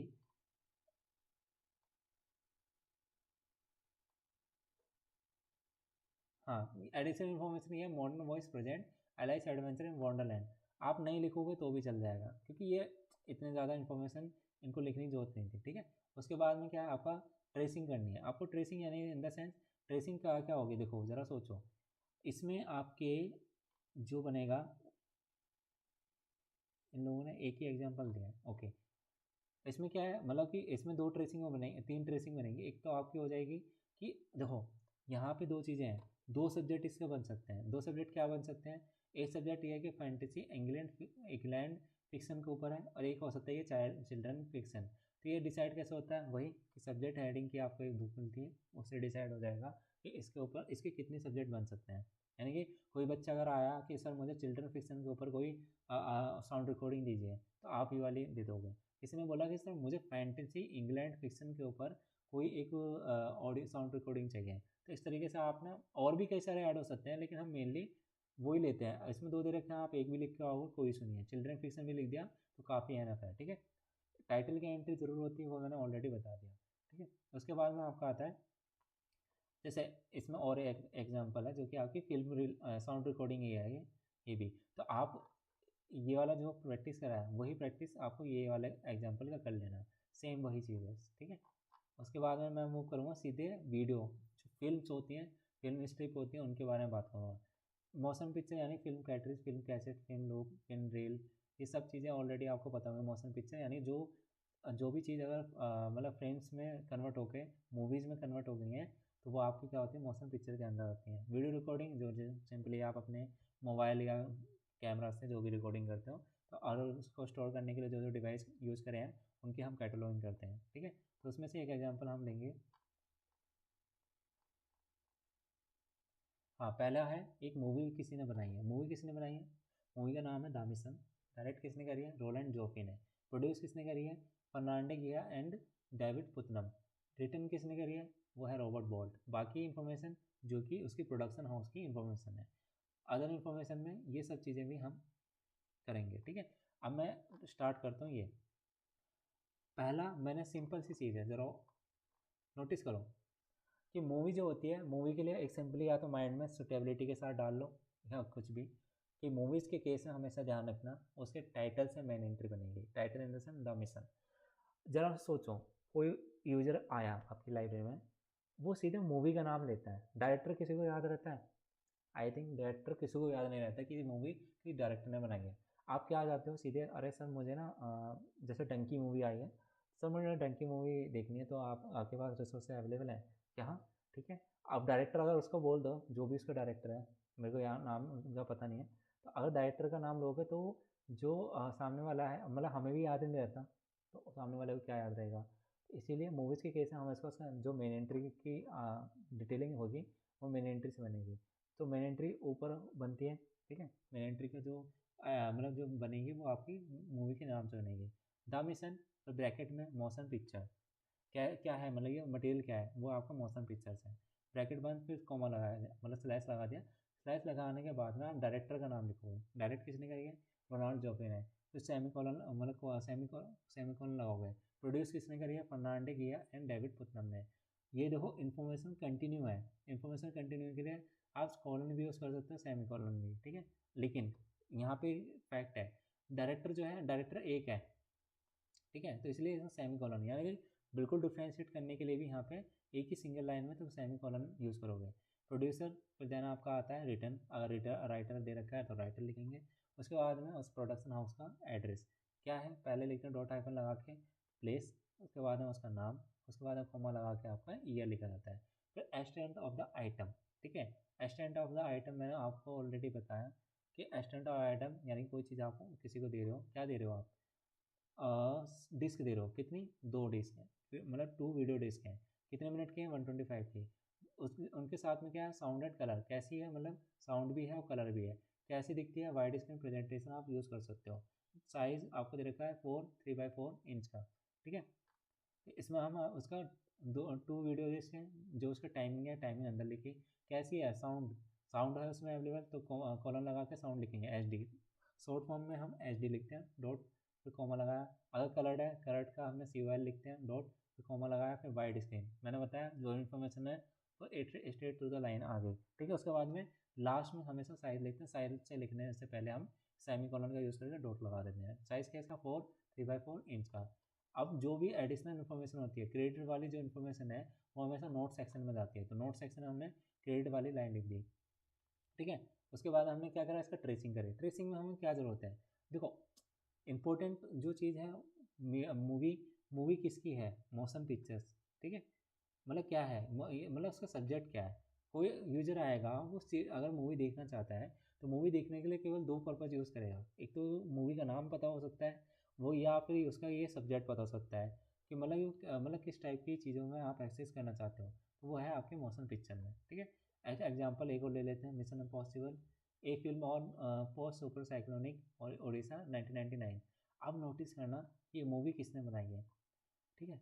मूवी का नाम है मिशन इम्पॉसिबल, वही एंट्री इस तरीके से होगी, फिर कॉलन सेमी कॉलन लगा के जो भी इसका नाम है, कॉमा सॉरी स्लैश, उसके बाद में डायरेक्टर का नाम, डायरेक्टर के बाद में किसने बनाई है, वो बनाई है प्लेस उसका उनका है भुवनेश्वर, किसने बनाई है, संसार film production for Orissa state migration authority, कब बनाई है, कॉमा लगा के आप 2003, यहाँ डॉट लगाया, डॉट लगाना भूल गए, ठीक है, प्रिंटिंग मिस्टेक। उसके बाद एक्सटेंट ऑफ द आइटम क्या है, एक वीडियो डिस्क है, उसके वो कितने मिनट की है, 26 मिनट की, ब्रैकेट में लिखोगे। अच्छा ये वीडियो डिस्क जो है वो साउंड, उसमें साउंड भी है, साउंड के लिए एच डी डॉट कॉमा लगाया। उसके बाद में उसमें वो कलर्ड भी है, तो कलर्ड COL डॉट, फिर उसके बाद में साइज़ लिखेंगे, साइज़ दे रखा है 3x4 3 इंच का है, ठीक है। अब जो नोट सेक्शन की इन्फॉर्मेशन यानी कि जो भी एडिशनल इन्फॉर्मेशन ज़्यादा रखी है, स्क्रिप्ट एंड नरेशन, ये जितनी इन्फॉर्मेशन है वो आपके नोट सेक्शन में आ जाएगी, स्क्रिप्ट एंड इन्फॉर्मेशन। अगर वो मैंने बताया था जो लैंग्वेज होती है वो लैंग्वेज हमेशा एक वो भी सेपरेट चीज़ों के साथ लिखी जाती है, जैसे कि अगर इंग्लिश में रखे in English and Odia with English सब टाइटल, लिखने को ये यहाँ से कंटिन्यू कर सकते थे, लेकिन ये लैंग्वेज में, तो लैंग्वेज को हमेशा एक अलग सेक्शन प्रोवाइड करने के लिए हम क्या करते हैं, जो सेकंड लाइन होती है सेकंड लाइन से थोड़ा आगे, यानी कि अलग इन्फॉर्मेशन है। उसके बाद में किसने पब्लिश करी है, relief and rehabilitation measures for the cyclone in Odisha ने, कब करी है, वो है 29 अक्टूबर 1999। अब जरा सोचो, कोई यूजर आएगा, यूजर 2 तरीके से ढूंढ सकता है, या तो मिशन पॉसिबल का नाम लेगा, या फिर वो कहेगा कि साइक्लोन रिहेबिलिटेशन के ऊपर कोई अगर आपके पास वीडियो डिस्क है, फिल्म है, तो प्लीज़ मुझे दीजिए, ठीक है। तो इसीलिए उसमें ट्रेसिंग में केवल उसने एक ही कार्ड बनाया, वो है साइक्लोन रिहेबिलिटेशन के ऊपर, ठीक है। ये बना के नहीं दिखा रहे क्योंकि ज़्यादा हो जाता है, इस वजह से आप अपनी तरफ से केवल कुछ नहीं करना, वही चीज़ कि अगर उसकी आपको एडेड एंट्री बनाई है, सारी चीज़ें सेम लिखोगे, बस ये वाला जो है चीज़ ये इसके ऊपर आ जाएगा, मैं मिशन पॉसिबल के ऊपर जो लाइन लिख दोगे वही उसकी एडेड एंट्री बन जाएगी, ठीक है। उसके बाद में एक और मूवी है, इस तरीके से आप अलग अलग मूवीज़ के कई सारे एग्जाम्पल दे रखे हैं, तो इन सारे को आप प्रैक्टिस करोगे तो और अच्छे से समझ में आएंगी चीज़ें, ठीक है। उसके बाद में एक और एग्जाम्पल लास्ट जो इलेक्ट्रॉनिक रिसोर्सेज है वो है कंप्यूटर फाइल्स एंड वेब का। कंप्यूटर फाइल यानी कि जो भी अगर डिस्क में कोई चीज़ दे रहे हो कंप्यूटर फाइल होती है, ठीक है, तो वो चीज़ का अगर आपने इलेक्ट्रॉनिक रिसोर्सेज का अगर आपने कैटेलॉगिंग करनी है तो वो कैसे करनी है। पहला एग्जांपल लेता हूँ, पहला एग्जांपल है कि एक हमने ना CD-ROM रखा हुआ है, उसमें क्या है, इंटरैक्टिव मल्टीमीडिया रिसोर्सेज अवेलेबल है, ठीक है। किसने ये पब्लिशर डिटेल, ये सारी डिटेल जो भी है पढ़ना, तो आपको और अच्छे से चीज़ें पता लगेंगी, ठीक है। अब सिंपली क्या करना है, कोई बंदा आएगा, कोई भी आए, वो बोलेगा कि सर मुझे ना मतलब मेन चीज़ क्या है, मेन चीज़ आपकी ये है कि मुझे ना ये एनसाइक्लोपीडिया के ऊपर एक वो चाहिए फाइल, तो वो क्या करेगा, हसीन एजुकेशनल एनसाइक्लोपीडिया के ऊपर फाइल बनाएगा, डॉट कब है 1999 में, कैसा फॉर्मेट है, इलेक्ट्रॉनिक्स रिसोर्सेज, कब किसने बनाई है, डिजाइंड है प्रोड्यूस बाय एपिक ग्रुप, ठीक है। उसका प्लेस मतलब किस टाइप के उस पर सिस्टम पे चलेगी, वो है आपकी विंडो 95 या 98 पे, ठीक है। उसके बाद में आपका जाता है इलेक्ट्रॉनिक डाटा एंड प्रोग्राम, किस टाइप का है, मतलब किसने मतलब क्या टाइप है इसका, इलेक्ट्रॉनिक डाटा एंड प्रोग्राम है। इसमें टोटल कितनी फाइल है, 7 फाइल है। साइज़ क्या है उनका, वो है 16 MB। ब्रैकेट 1 डॉट हाइफन किसने पब्लिश करी है, प्लेस है, मतलब ये आपका ऑक्सफोर्ड हेलिकॉन पब्लिशिंग, और उसके बाद में उसका कॉपीराइट 1998। अब वही एक्सटेंट ऑफ द आइटम लिखोगे। एक कंप्यूटर ऑप्टिकल डिस्क है, ठीक है, किसके साथ है, साउंड भी है सर उसमें, कलर्ड भी है, और साथ में उसके इलस्ट्रेशंस भी है। उसके बाद में साइज आप लिखोगे, साइज़ क्या है, 4 3 by 4 इंचेस, ठीक है। जो भी एडिशनल इन्फॉर्मेशन होगी वो नोट सेक्शन में चली जाती है। सीरीज प्रोड्यूसर जो भी चीज़ें हैं यहाँ आ गई। अब इसकी एडिशनल एंट्री क्या क्या बन सकती है, वो बन सकती है, एक तो सब्जेक्ट पे बनेगी। सब्जेक्ट क्या है इसका, एनसाइक्लोपीडिया, ठीक है।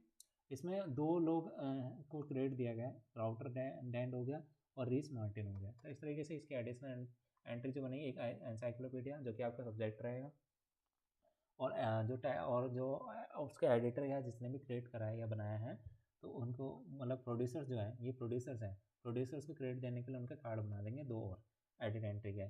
अब इलेक्ट्रॉनिक सोर्सेज में एक रिमोट एक्सेस वाली फाइल सपोज दैट है, ठीक है।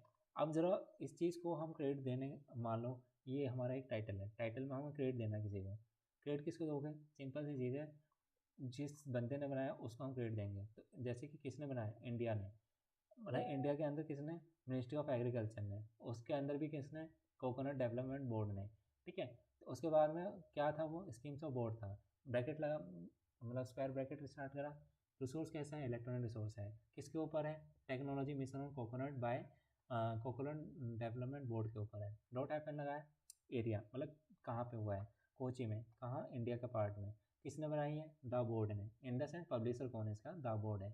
कॉमा लगाया 2013, किस ईयर में, तो 2013 में।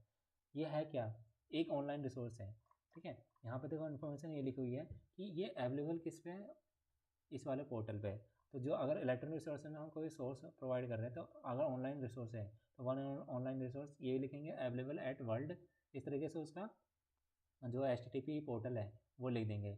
इसमें एक चीज़ हो रहा है कि लास्ट जो बंदा ये एक्सेस करेगा, उसने मतलब जिसने भी ये क्रिएट करा है, उसने लास्ट टाइम पे कब एक्सेस करा था, क्योंकि जो वेबसाइट होती है वो डे टू डे कुछ ना कुछ चेंजेस करते रहते हैं वो लोग। तो लास्ट टाइम पे जो एक्सेस करा था उसने 18 नवंबर 2016 में, ये लिखा होगा यहाँ पे, व्यूड ऑन जुलाई 18 2022। उसके बाद में आपका वही मैंने बताया एडिशनल इन्फॉर्मेशन दे रखी है, तो एडिशनल इन्फॉर्मेशन आपके नोट सेक्शन में चली जाती है। बाकी आप सोचो अपनी तरफ से कि इसको और कितने एडिट एंट्री आप बना सकते हो। देखो सिंपल सा मीनिंग कि ये किसके ऊपर है, टाइटल इसका पढ़ो, टाइटल पता करना, मान लो कोई किसी को कोकोनट के प्रोडक्शन के रिगार्डिंग कोई चीज़ ढूंढनी है, तो वो किस तरीके से जा सकता है, उसका तरीका ये होगा कि या तो वो बोलेगा कि सर मुझे फ्रूट कल्चर में कोकोनट के ऊपर कोई चीज़ अगर आपके पास अवेलेबल है तो वो मुझे बताइए। अगर वो इस तरीके से मान सकता है कि हो सकता है कि फ्रूट कल्चर हमारे इंडिया में क्या है, तो इंडिया के पर्सपेक्टिव में पूछ सकता है या वर्ल्ड के पर्सपेक्टिव में। तो ये जो चीज़ अवेलेबल है वो इंडिया के पर्सपेक्टिव में, तो ये दोनों सब्जेक्ट एंट्री है, ध्यान रखना, ये दोनों जो है एंट्री वो सब्जेक्ट एंट्री है। उसके बाद में टाइटल से बना सकते हैं, मान लो कोई बोला कि सर मुझे ना टाइटल, मतलब ये टाइटल है स्कीम्स ऑफ CDB करके, तो मुझे टाइटल के ऊपर कोई इलेक्ट्रॉनिक रिसोर्सेज चाहिए, तो वो कहेंगे हाँ सर मेरे पास है। तो इस तरीके से आप आइडेंटिटी और बना सकते हो, ठीक है। सिंपल कुछ नहीं करना, मेन एंट्री अच्छे से बननी चाहिए, बाकी जो एडेड एंट्री है कॉपी पेस्ट होता है, बस आपको ये चीज़ें ऐड ऑन करनी होती है और मेन लाइन के ऊपर, ठीक। तो इस तरीके से आई होप कि इलेक्ट्रॉनिक रिसोर्सेज का सारा कंप्लीट हो गया। आप किसी को कोई क्वेरी है तो प्लीज़ पूछें, क्योंकि आज का जो नॉन बुक मटेरियल का कंटेंट था वो आई थिंक मैंने सारा कवर कर लिया।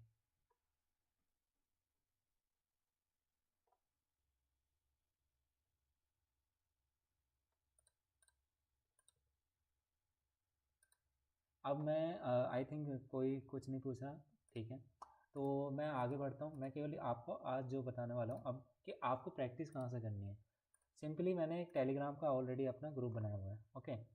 इस टेलीग्राम ग्रुप में मैंने क्या करा हुआ है कि मैंने जितने भी आपके प्रीवियस जो आपके प्रीवियस ईयर क्वेश्चन पेपर पूछे गए हैं, सारा कंपाइल करके मैंने ऑलरेडी PDF डाली हुई है। जैसे एमलिस के 103, ठीक है, ये 103 आपका किसके ऊपर है, जो अभी हमने प्रैक्टिस करी है। इस तरीके से मेरे वाले जो टेलीग्राम चैनल है उसमें आपको प्रीवियस ईयर सारे क्वेश्चन पेपर मिल जाएंगे। इस तरीके से ये आपके कैटलॉगिंग के सारे क्वेश्चन पेपर हैं।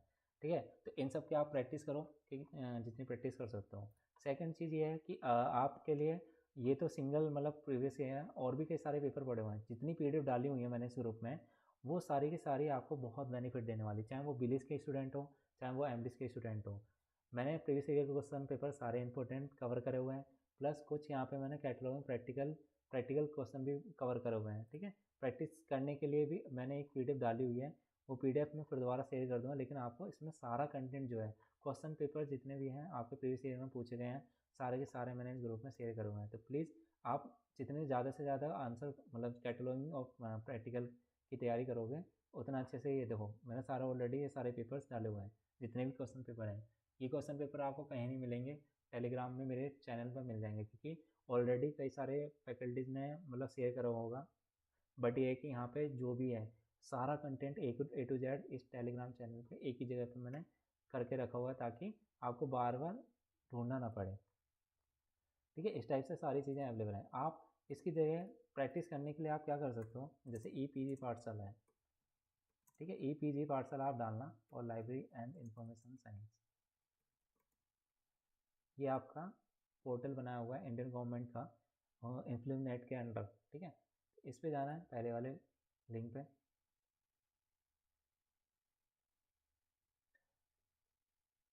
यहाँ पर ऑलरेडी ना प्रीवियस मतलब पहले से इसकी वीडियो रिकॉर्डिंग भी बना के डाली हुई है, प्लस और इसके साथ में जो भी आपके शॉर्ट नोट्स हैं वो बना के डाले हुए हैं।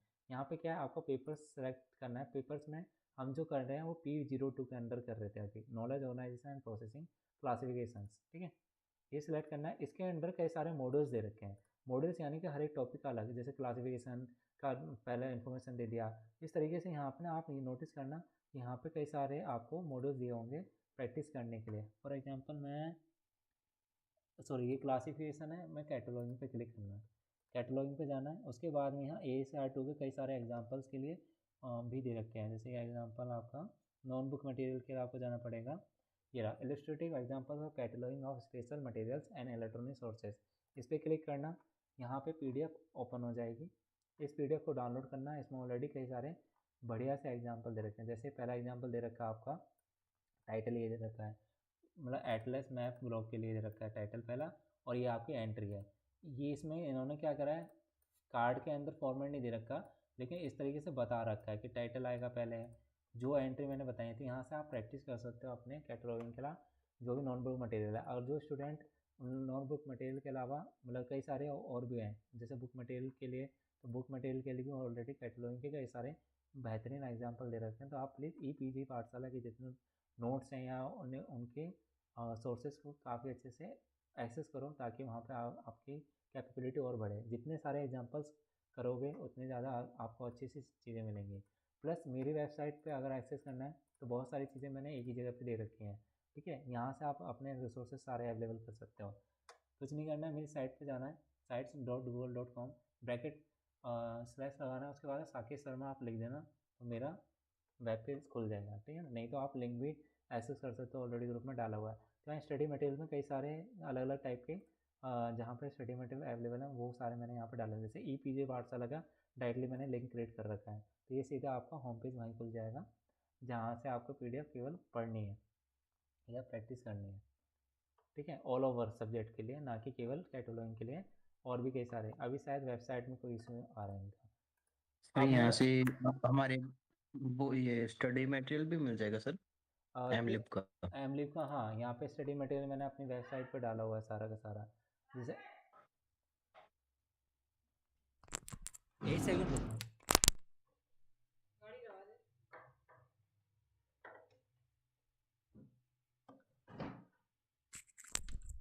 हेलो, हाँ सर पूछिए। हाँ जी सर, मैं ये पूछ रहा था, ये सॉफ्ट वो ये मिल जाएगा क्या सर, हाँ ये सॉफ्ट सॉफ्ट मटेरियल? कॉपी सारी अवेलेबल है इसी, मतलब मेरी वेबसाइट पे नहीं, मैंने क्या करा है केवल आपको लिंक प्रोवाइड कर दिया एक जगह पे, ताकि आपको ना वहाँ वेबसाइट पे ढूंढने की परेशानी जो होती है मुझे खुद फेस हुई थी। बट हाँ, हाँ हाँ सर, हाँ वही वही है ना। हुआ। तो आप मेरी वेबसाइट पे मतलब कई सारी चीज़ें हैं, देखो मैं अभी काफ़ी जी जी। वर्क कर रहा हूँ इन चीज़ों पे कि आप लोगों को हम्म, काफ़ी सारी चीज़ें एक जगह पे मिले। फॉर एग्जांपल अब मेरे जी क्वेश्चन पेपर्स भी डाले हुए हैं, इन द सेंस आपके नहीं, मतलब जो लाइब्रेरी साइंस से रिलेटेड जितने क्वेश्चन पेपर्स हैं मैंने ऑलरेडी अपने वेबसाइट पे अपलोड कर रहा हूँ। और आते टाइम में, आने वाले टाइम में क्या है, बहुत कंपटीशन होने वाला है गारंटी के साथ। तो इसलिए मैं आप लोगों को इसीलिए हेल्पफुल हूँ कि मेरे को लर्निंग फेज़ में हूँ मैं, आप भी लर्निंग फेज़ में हो, तो आप अपनी जो भी आपके क्वेरीज हों मेरे को डालो, मैं आपको उसके बेहतरीन सॉल्यूशन आई थिंक प्रोवाइड कर सकता हूँ, क्योंकि ऑलरेडी मैं इस चीज़ों पर काम कर चुका हूँ। ठीक है, तो अभी वेबसाइट आई थिंक नेट वगैरह का कुछ इशू हो रहा है, तो आप मेरी वेबसाइट पे सारा कंटेंट एक जगह अवेलेबल है आप लोगों के लिए। मतलब मैं कोई अपनी तरफ से जनरेट नहीं कर रहा हूँ, केवल मैंने लिंक अपनी एक जगह पे कर दिए हैं ताकि आप लोगों को ईजी रहे। बाकी जो कैटलॉग की प्रैक्टिस है उसके लिए मैंने आपको बता दिया, ई पी जी पाठशाला पे जाना है और आपको ये कई सारे मॉड्यूल दे रखे हैं। कैटलॉगिंग करनी है तो कैटलॉगिंग के कुछ एग्जांपल्स यहाँ पे दे रखे हूँ मॉड्यूल्स में, अलग अलग टाइप, जैसे एक वॉल्यूम बुक हो गया है, सबके अलग अलग टाइप के एग्जांपल दे रखे हैं। तो यहाँ से सारी चीज़ें आपको फ्री में, ये सारा एक्सेस, मतलब ये इतना बढ़िया है ना ई पी जी पाठशाला, कि आपको कंटेंट नहीं समझ आ रहा तो भी समझ आ जाएगा। ठीक है, क्योंकि जी कई सारे एग्जाम्पल के साथ में चीज़ें दे रखी हैं इन लोगों ने। बाकी कोई क्वेरी? एक सर हमारी क्लासिफिकेशन के रिगार्डिंग भी ले लो ना सर क्लास सर। एक्चुअल में मेरा क्या था कि देखो, कम से कम 2 आवर्स का टाइम लगा लगभग। जी तो कवर करने में क्या होता है कि मैं लर्निंग फेज में हूँ, तो कुछ चीज़ें रिकॉल करनी होती हैं, एक पैटर्न डिसाइड करना होता है कि ये चीज़ के बाद में आप ऐसे मूव करोगे। कैटलॉगिंग मुझे पढ़ी, मतलब मेरे को पता है मैं कैटलॉगिंग कर सकता हूँ बहुत अच्छे से, और कई सारी चीज़ें भी कर सकता हूँ, बट मेरे को भी मेरा लर्निंग फेज है, तो मेरे को थोड़ा पढ़ना पड़ता है। तो मैं जैसी क्लासिफिकेशन सिस्टम का कम्प्लीटली एक मॉड्यूल क्रिएट कर लूँगा, देन मैं 1-2 दिन में आपको क्लास अटेंड कर दूँगा, मतलब आप लोगों को प्लीज प्रोवाइड सर कर दूँगा। बाकी ये है कि देखो, प्लीज। एक चीज़ हमेशा ध्यान रखना कि मैं अगर मेहनत कर रहा हूँ तो आप लोगों के लिए कर रहा हूँ, मेरे लिए भी है, बट आप लोगों के लिए इसलिए कि आप ना कई सारे लोगों को ज्वाइन करो, तो उससे क्या होता है ना, जब क्वेरीज बढ़ती है ना, तब मेरे को कुछ नया सीखने को मिलेगा। अब मैं एक ही जगह पे, मतलब 3-4 लोग, आप लोग भी सही कर रहे हो, बहुत अच्छा कर रहे हो, बट ये होता है जब जी ज़्यादा क्वेरी आती है ना, तब अच्छा लगता है कि हाँ चलो, कि हाँ भाई इतने सारे क्वेश्चन क्वेरीज आएँ, ताकि मैं भी अपनी नॉलेज इंक्रीज़ कर पाऊँ कि हाँ मेरे को ये इस चीज़ पे काम करना है, इस चीज़ पे नहीं काम करना है ना? नेक्स्ट टाइम सर होंगे सर, स्टूडेंट ठीक है, इंक्रीज होंगे। हाँ हाँ, वो तो होंगे, वो तो मैंने अपना फेज ऐसे रखा। बाकी चीज़ ये है कि जी देखो, प्रैक्टिस करते रहो, जितनी ज़्यादा प्रैक्टिस करोगे उतने अच्छे से सारी चीज़ें होंगी। प्लस मैंने जो चीज़ें फेस आउट करी थी अपने डी के रिगार्डिंग एब्लिस में, वो चीज़ें आपको फेस ना करनी पड़े, इसीलिए मैंने टेलीग्राम चैनल बनाया था, ताकि लोगों को हेल्पफुल रहे। इस टेलीग्राम चैनल में आपको वो सारी चीज़ें मिल जाएंगी जो आप किसी से पूछ रहे होगे शायद, आई थिंक, कि मेरे को यार क्वेश्चन पेपर दे दो, शेयर कर दो, यस मुझे यार यस सर। कैटलॉगिंग का प्रैक्टिस के लिए कोई पीडीएफ दे दो। वो सारी चीज़ें मैंने यहाँ पे डाली हुई हैं, केवल यहाँ पे जो स्पेसिफिक डोमेन है वो डी से रिलेटेड है, इसमें और अदर कोई मटेरियल नहीं डाला है, केवल डी का ही मटेरियल मैंने डाला हुआ है। कोई सा भी पेपर देख लो, आपका सारा अपलोड करा हुआ है मैंने, जितने भी सारा है वो सब आपका आपका एम्बलिस और बिलिस के रिगार्डिंग है। जी बाकी इन सारी पीडीएफ को पढ़ो, क्योंकि मैंने कई सारी चीज़ें अवेलेबल है।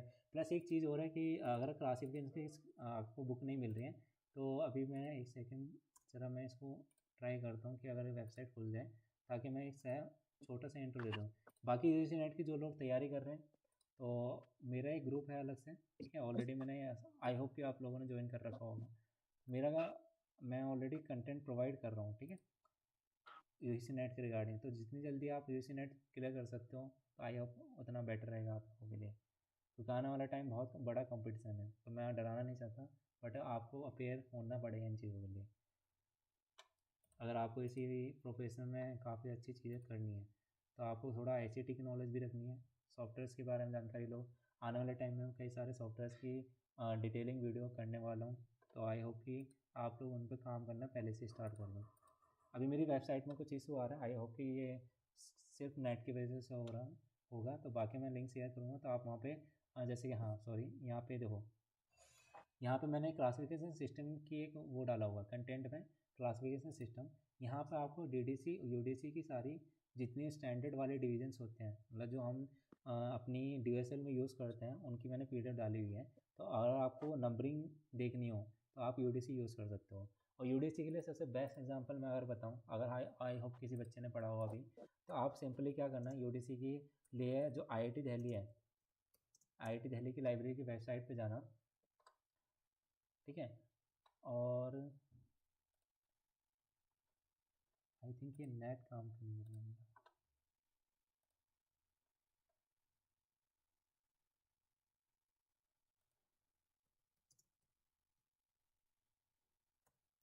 IIT दिल्ली लाइब्रेरी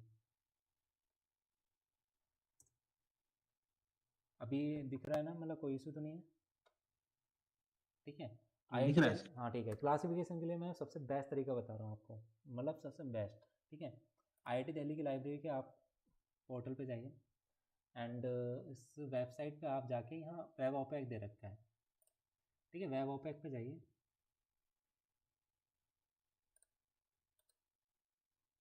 देखो, ये है आपका वेब ओपेक आ गया, सेंट्रल लाइब्रेरी IIT दिल्ली का।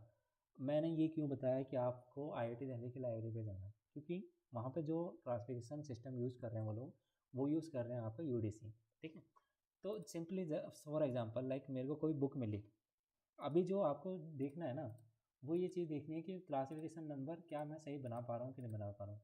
एक रैंडमली कोई भी बुक ले लो, जैसे फॉर एग्जांपल मैंने मैनेजमेंट की कोई बुक ली, कोई भी रैंडम एक मतलब ले ली।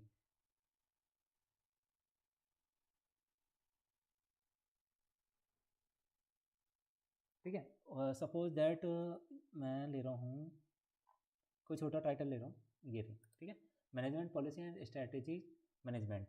आपको कुछ नहीं करना, ये टाइटल आप ना कहीं पे लिख लो, या फिर केवल इतनी सी इन्फॉर्मेशन या मार्क व्यू। ठीक है, मार्क व्यू देखना, केवल मार्क व्यू, और कुछ चीज़ नहीं। मार्क व्यू में जाना, और यहाँ पे ना आई थिंक इसका UDC नंबर नहीं दे रखा, मैं कोई और टाइटल ले रहा हूँ। ठीक है, जिसमें UDC नंबर दे रखा हो, इसमें नहीं दे रखा, इसमें हाँ ठीक है। सपोज दैट ये आपका टाइटल है। ठीक है, ये टाइटल आपने क्या करा, एक जगह पे मतलब कहीं पे लिख लिया, या मार्क व्यू ले लिया इसका। मार्क व्यू मतलब स्क्रीनशॉट ले लेना। स्क्रीनशॉट लेने के बाद में क्या करना, आप इसका UDC नंबर मत देखना, UDC नंबर नहीं देखना है। आप अपनी तरफ से ट्राई करना है कि मैं ये कैसे प्रैक्टिस करूँ। तो प्रैक्टिस करने के लिए क्या है, आपको टाइटल ये देखना है। ठीक है, ज़रा ये सोचो, human factors in organisation design and management, ये जाहिर सी बात है किससे रिलेटेड है, मैनेजमेंट से रिलेटेड। मैनेजमेंट किसके नंबर आता है, वो आपका आता है 600 के अंडर। ठीक है, किसमें, टेक्नोलॉजी के अंडर, ये किसमें, ह्यूमन फैक्टर्स इन ऑर्गेनाइजेशन। ठीक है, प्रोसीडिंग्स हैं। तो अब मैं ये ना, ये जो टाइटल है उसको ब्रेक डाउन करा करो। Break down in the sense कि कौन सी चीज़ इंपॉर्टेंट है। मैनेजमेंट इंपॉर्टेंट है एक वर्ड। ठीक है, ऑर्गेनाइजेशन डिजाइन इंपॉर्टेंट है, प्रोसीडिंग्स वर्ड हमने देखा है। ठीक है, जो इंपॉर्टेंट है केवल उस वर्ड को उठाओ। अब मैनेजमेंट को वर्ड ढूंढना है, तो आप उसके लिए क्या करो, UDC की बुक जो दे रखी है, मैं एक बार अपनी वेबसाइट पे दिखाई देता हूँ लिंक। आई थिंक ये गूगल क्रोम में, हाँ गूगल क्रोम में इशू आ रही है। ठीक है, तो इसमें मैंने यहाँ पे क्लासिफिकेशन सिस्टम की एक PDF डाली हुई है सारी। ठीक है, यहाँ पे क्लासिफिकेशन सिस्टम में मैंने सारी जितनी PDF हैं, CC की डाली हुई है, DDC की डाली हुई है, एंड UDC में जो हमारी यूज होती है वो आपकी होती है ये वाली, आपको बुक या PDF शेयर करी होगी ये वाली। ठीक है, नहीं शेयर करिए तो आप यहाँ से एक्सेस कर लेना, कोई इशू नहीं है। तो यहाँ पे आप इसको ओपन कर लेना, उसके बाद में आप इन टाइटल्स की प्रैक्टिस करना कि ये नंबर कैसे जनरेट हो रहा है। मतलब ये वाला नंबर आप देखना मत, ऑलरेडी ये बना हुआ है, यानी परफेक्ट नंबर है। आपको केवल क्या करना है, इस नंबर को तोड़ना है। तोड़ना कैसे है, फॉर एग्जाम्पल लाइक मुझे तोड़ना है ये 658, इतना, मतलब इतना तोड़ो पहले, 658 पे देखूँगा क्या है। ठीक है, या फिर आप इसका जो क्या बोलते हैं, जो रिलेटिव इंडेक्स होता है, जिसे हम अल्फ़ाबेटिकल इंडेक्स बोलते हैं UDC में, तो आप पहले प्रैक्टिस अगर करनी है ना, मैं बस इतना मीनिंग है, अभी मैं इतना ही बता रहा हूँ। UDC की अगर प्रैक्टिस करनी है, UDC के टाइटल मिलना और उसके बने बनाए नंबर मिलना बहुत मुश्किल होता है। IIT दिल्ली की लाइब्रेरी के ओपैक एक्सेस करो, उसमें कोई से भी टाइटल डालो जो आपको टाइटल लगता है। मतलब जैसे मान लो सपोज दैट मैं केवल लाइब्रेरी वर्ड डाल रहा हूँ। ठीक है, अगर इनकी लाइब्रेरी में लाइब्रेरी साइंस की कोई बुक हुई तो वो दिखेंगी, उनके नंबर आप खुद जनरेट करो, जैसे directory of library and who's library profession. ठीक है, इसको ऑलरेडी इन लोगों ने UDC ड्रॉन कर रखा है आई थिंक, लेकिन नंबर दे रखा है। ठीक है, तो इस तरीके से ये नंबर ना कहीं नोट डाउन कर लेना साइड में, और उसके बाद में टाइटल को अकॉर्डिंग अपने हिसाब से बना के देखना कि क्या हमारा नंबर जो है वो बन पा रहा है कि नहीं बन पा रहा है। तो ये कई सारे, मतलब इतने सारे टाइटल की प्रैक्टिस कर लो कि आपको UDC रट जाए। ठीक है, उसके और कैसे नंबर ढूंढते हैं वो मैं बताऊंगा ही बात में, अभी जब भी 1-2 दिन क्लास लूँगा। तो अभी प्रैक्टिस करने के लिए आप ये देखो कि नंबर कैसे दिखते हैं। जैसे मान लो इस टाइटल का नंबर दिखाने के लिए लाइब्रेरी वर्ड, इसमें सबसे इंपॉर्टेंट वर्ड क्या है, लाइब्रेरी। तो लाइब्रेरी का जो नंबर दिया होता है वो होता है 02। ठीक है, 02 में आपका फिर आता है, अब इसमें इंपॉर्टेंट वर्ड क्या है, इंपॉर्टेंट वर्ड आपका डायरेक्टरी है, ठीक है। डायरेक्टरी वर्ड के लिए आपका होता है जो फॉर्म होती है, फॉर्म जो होता है वो टेबल से यूज़ करा जाता है। ब्रैकेट में आपने फॉर्म दिखा दी 058.7, ठीक है। इसका नंबर ढूंढवाना मैं बताऊंगा। उसके बाद में केवल इतना काफ़ी है। अब ज़रा मैं इसको ब्रेक डाउन करूँगा, ठीक है। ज़रा देखना, मैंने अभी बताया कि 02 आपकी लाइब्रेरी होती है। अगर मैं केवल नंबर देखूँ, यानी 02 जो है आपका लाइब्रेरी होता है। ब्रैकेट में अगर कोई चीज़ आ रही है, यानी कि अगर 0 के साथ आ रही है, तो वो फॉर्म है। फॉर्म इन द सेंस यानी कि कोई ऐसी चीज़ जो बार बार आती है, रिपीटेशन, जैसे डायरेक्टरी होती है। डायरेक्टरी वर्ड कई बार आता है, जैसे वो डायरेक्टरी किसी भी चीज़ की हो सकती है, ऑर्गेनाइजेशन की हो सकती है, या ऑथर की हो सकती है, किसी की भी हो सकती है। तो ये वर्ड कम मतलब बार बार आता है, तो इसको ना अलग जगह दी जाती है, उससे जिसे हम टेबल बोलते हैं। तो टेबल के कोई भी चीज़ नंबर आएगी तो आपको ब्रैकेट में आएगा, ठीक है। ब्रैकेट में फॉर्म का अगर है तो 0 से स्टार्ट होने वाली चीज़ यानी कि फॉर्म। अगर 58.7 है तो मैं नंबर देखूंगा, ये डायरेक्टरी का नंबर है बुक में, ठीक है। उसके बाद में अब जैसे कि इसका लास्ट नंबर तो पता ही होगा, ये सब चीज़ें पता होती हैं सबको कि किसने बनाई है, DLA बनाई है, ठीक है। उसके बाद टाइटल जिसने मतलब पब्लिश करा है, उसका लास्ट के मतलब जो सरनेम होता है, सरनेम के 3 वर्ड लेटर लेते हैं, फिर हाइफन लगा के उसके जो फर्स्ट नेम मतलब जो ये है टाइटल का फर्स्ट वर्ड लेते हैं, वो है डी, तो डॉट लगा के हाइफन डी। इस तरीके से आप कई सारे टाइटल्स की प्रैक्टिस करो, ठीक है। अब जैसे college and university library building हो गया, मैं एग्जांपल बता रहा हूँ केवल अभी यहीं से। लाइब्रेरी वर्ड यानी कि जाहिर सी बात है 02 नंबर तो आ रहा होगा, ठीक है। कॉलेज एंड यूनिवर्सिटी लाइब्रेरी यानी कि ये नंबर जो होगा, ये पूरा नंबर कहीं ना कहीं एक तरीके से बन सकता है, यानी कि कहीं पे दे रखा हो उसकी बिल्डिंग्स का, ठीक है। अब जरा देखो, यहाँ पे 022 जो होगा वो लाइब्रेरी से रिलेटेड होगा, लाइब्रेरी प्रोफेशन, ठीक है। 02 के अंदर 0222 उसका रिलेशन यानी कि बिल्डिंग से, लाइब्रेरी की बिल्डिंग से रिलेशन जो है वो दिखा रखा है। तो जो ये कॉलम लगता है वो रिलेशन के लिए होता है, यानी कि आपकी जो कॉलेज एंड यूनिवर्सिटी लाइब्रेरी है, ये जो वर्ड नंबर है 022 वो कॉलेज एंड यूनिवर्सिटी लाइब्रेरी का नंबर है। उसके बाद में बिल्डिंग का नंबर है, और लाइब्रेरी बिल्डिंग, उसका रिलेशन क्या है, यानी कि रिलेशन ये शो कर रहा है कि अगर मैं मुझे library college and university library की बिल्डिंग के बारे में पढ़ना है, तो उसका रिलेशन मैं दिखाऊंगा आपके लाइब्रेरी बिल्डिंग वाले नंबर से। इस तरीके से आप प्रैक्टिस करो, ठीक है। जैसे किसने बनाई है आपकी, ये बनाई है इसका जो राइटर है वो ये है, उसका सरनेम क्या है, हैनले। हैनले का HAN ले लिया। उसके बाद में हमने कॉमा लगा मतलब डैश लगाया, डैश लगाने के बाद में ये जो टाइटल है, टाइटल का फर्स्ट लेटर क्या है, फर्स्ट वर्ड सॉरी लेटर, वो आपका C है। तो इस तरीके से आप नंबर की प्रैक्टिस कर सकते हो। अगर उल्टी प्रैक्टिस करनी है, प्रैक्टिस यानी कि कोई भी टाइटल खोलो, टाइटल का आप नंबर ब्रेक डाउन करो, नंबर ये वाला नंबर अपने आप देखो कि 025 किसका नंबर है, तो आप ये देखोगे यार ये तो टाइटल में है कि नहीं है, कैसे तो मतलब 025 किस चीज़ के बारे में बात करता है, तो आप जब ये टाइटल पढ़ोगे टाइटल आपको पता लग जाएगा। तो इस तरीके से आप नंबरों की प्रैक्टिस हज़ारों जितनी ज़्यादा करोगे उतने अच्छे नंबर बना पाओगे। और नंबर कभी परफेक्ट नहीं होता है, हमेशा ध्यान रखना। मतलब अगर आप भी नंबर बना रहे हो तो वो परफेक्ट नंबर नहीं है, क्योंकि जब तक आप किताब नहीं पढ़ोगे तब तक उसका आप डेफिनेटली एकदम बढ़िया वाला नंबर नहीं बना सकते जो एग्जैक्टली उस बुक के बारे में बताएं। तो जितना अच्छा करके आओगे केवल उतना ही करके आओ, ज़्यादा नहीं कि मतलब डीपली जाना, बिल्कुल ही केवल नंबर से ही पता लग जाए कि ये बुक किस बारे में है। अगर मैं 025 भी लिख दूँ तो ये पता लग जाए कि हाँ ये लाइब्रेरी से रिलेटेड बुक है। तो आपको अपनी लाइब्रेरी के बारे में पता होना चाहिए कि हमें कितने स्टैंड तक उस क्लासिफिकेशन सिस्टम का नंबर का यूज़ करना है, ठीक है। इस तरीके से आप IIT दिल्ली की लाइब्रेरी का ऑपैक यूज़ करके अपनी इन्फॉर्मेशन यूज़ कर सकते हो। और भी कई सारी चीज़ें स्टेटमेंट, मतलब ये है क्वेश्चन पेपर आपका 5 क्लोज, ये सब चीज़ें UGC नेट का ये कंटेंट अभी आपके लिए अवेलेबल, मतलब आपके लिए ठीक नहीं है, आप अभी पढ़ाई करो, अपनी MDs कंप्लीट करो। इस तरीके से आपका यहाँ पे सारी चीज़ें मिल जाएंगी जो भी आपको चाहिए। अपना दिल्ली यूनिवर्सिटी का सारा कंटेंट मैंने यहाँ डाला हुआ है, ठीक है। बाकी आई थिंक इतना कंप्लीट है, काफ़ी है। ओके सर, कोई और क्वेरी? उसके बाद मैं फाइंड अप करूँगा।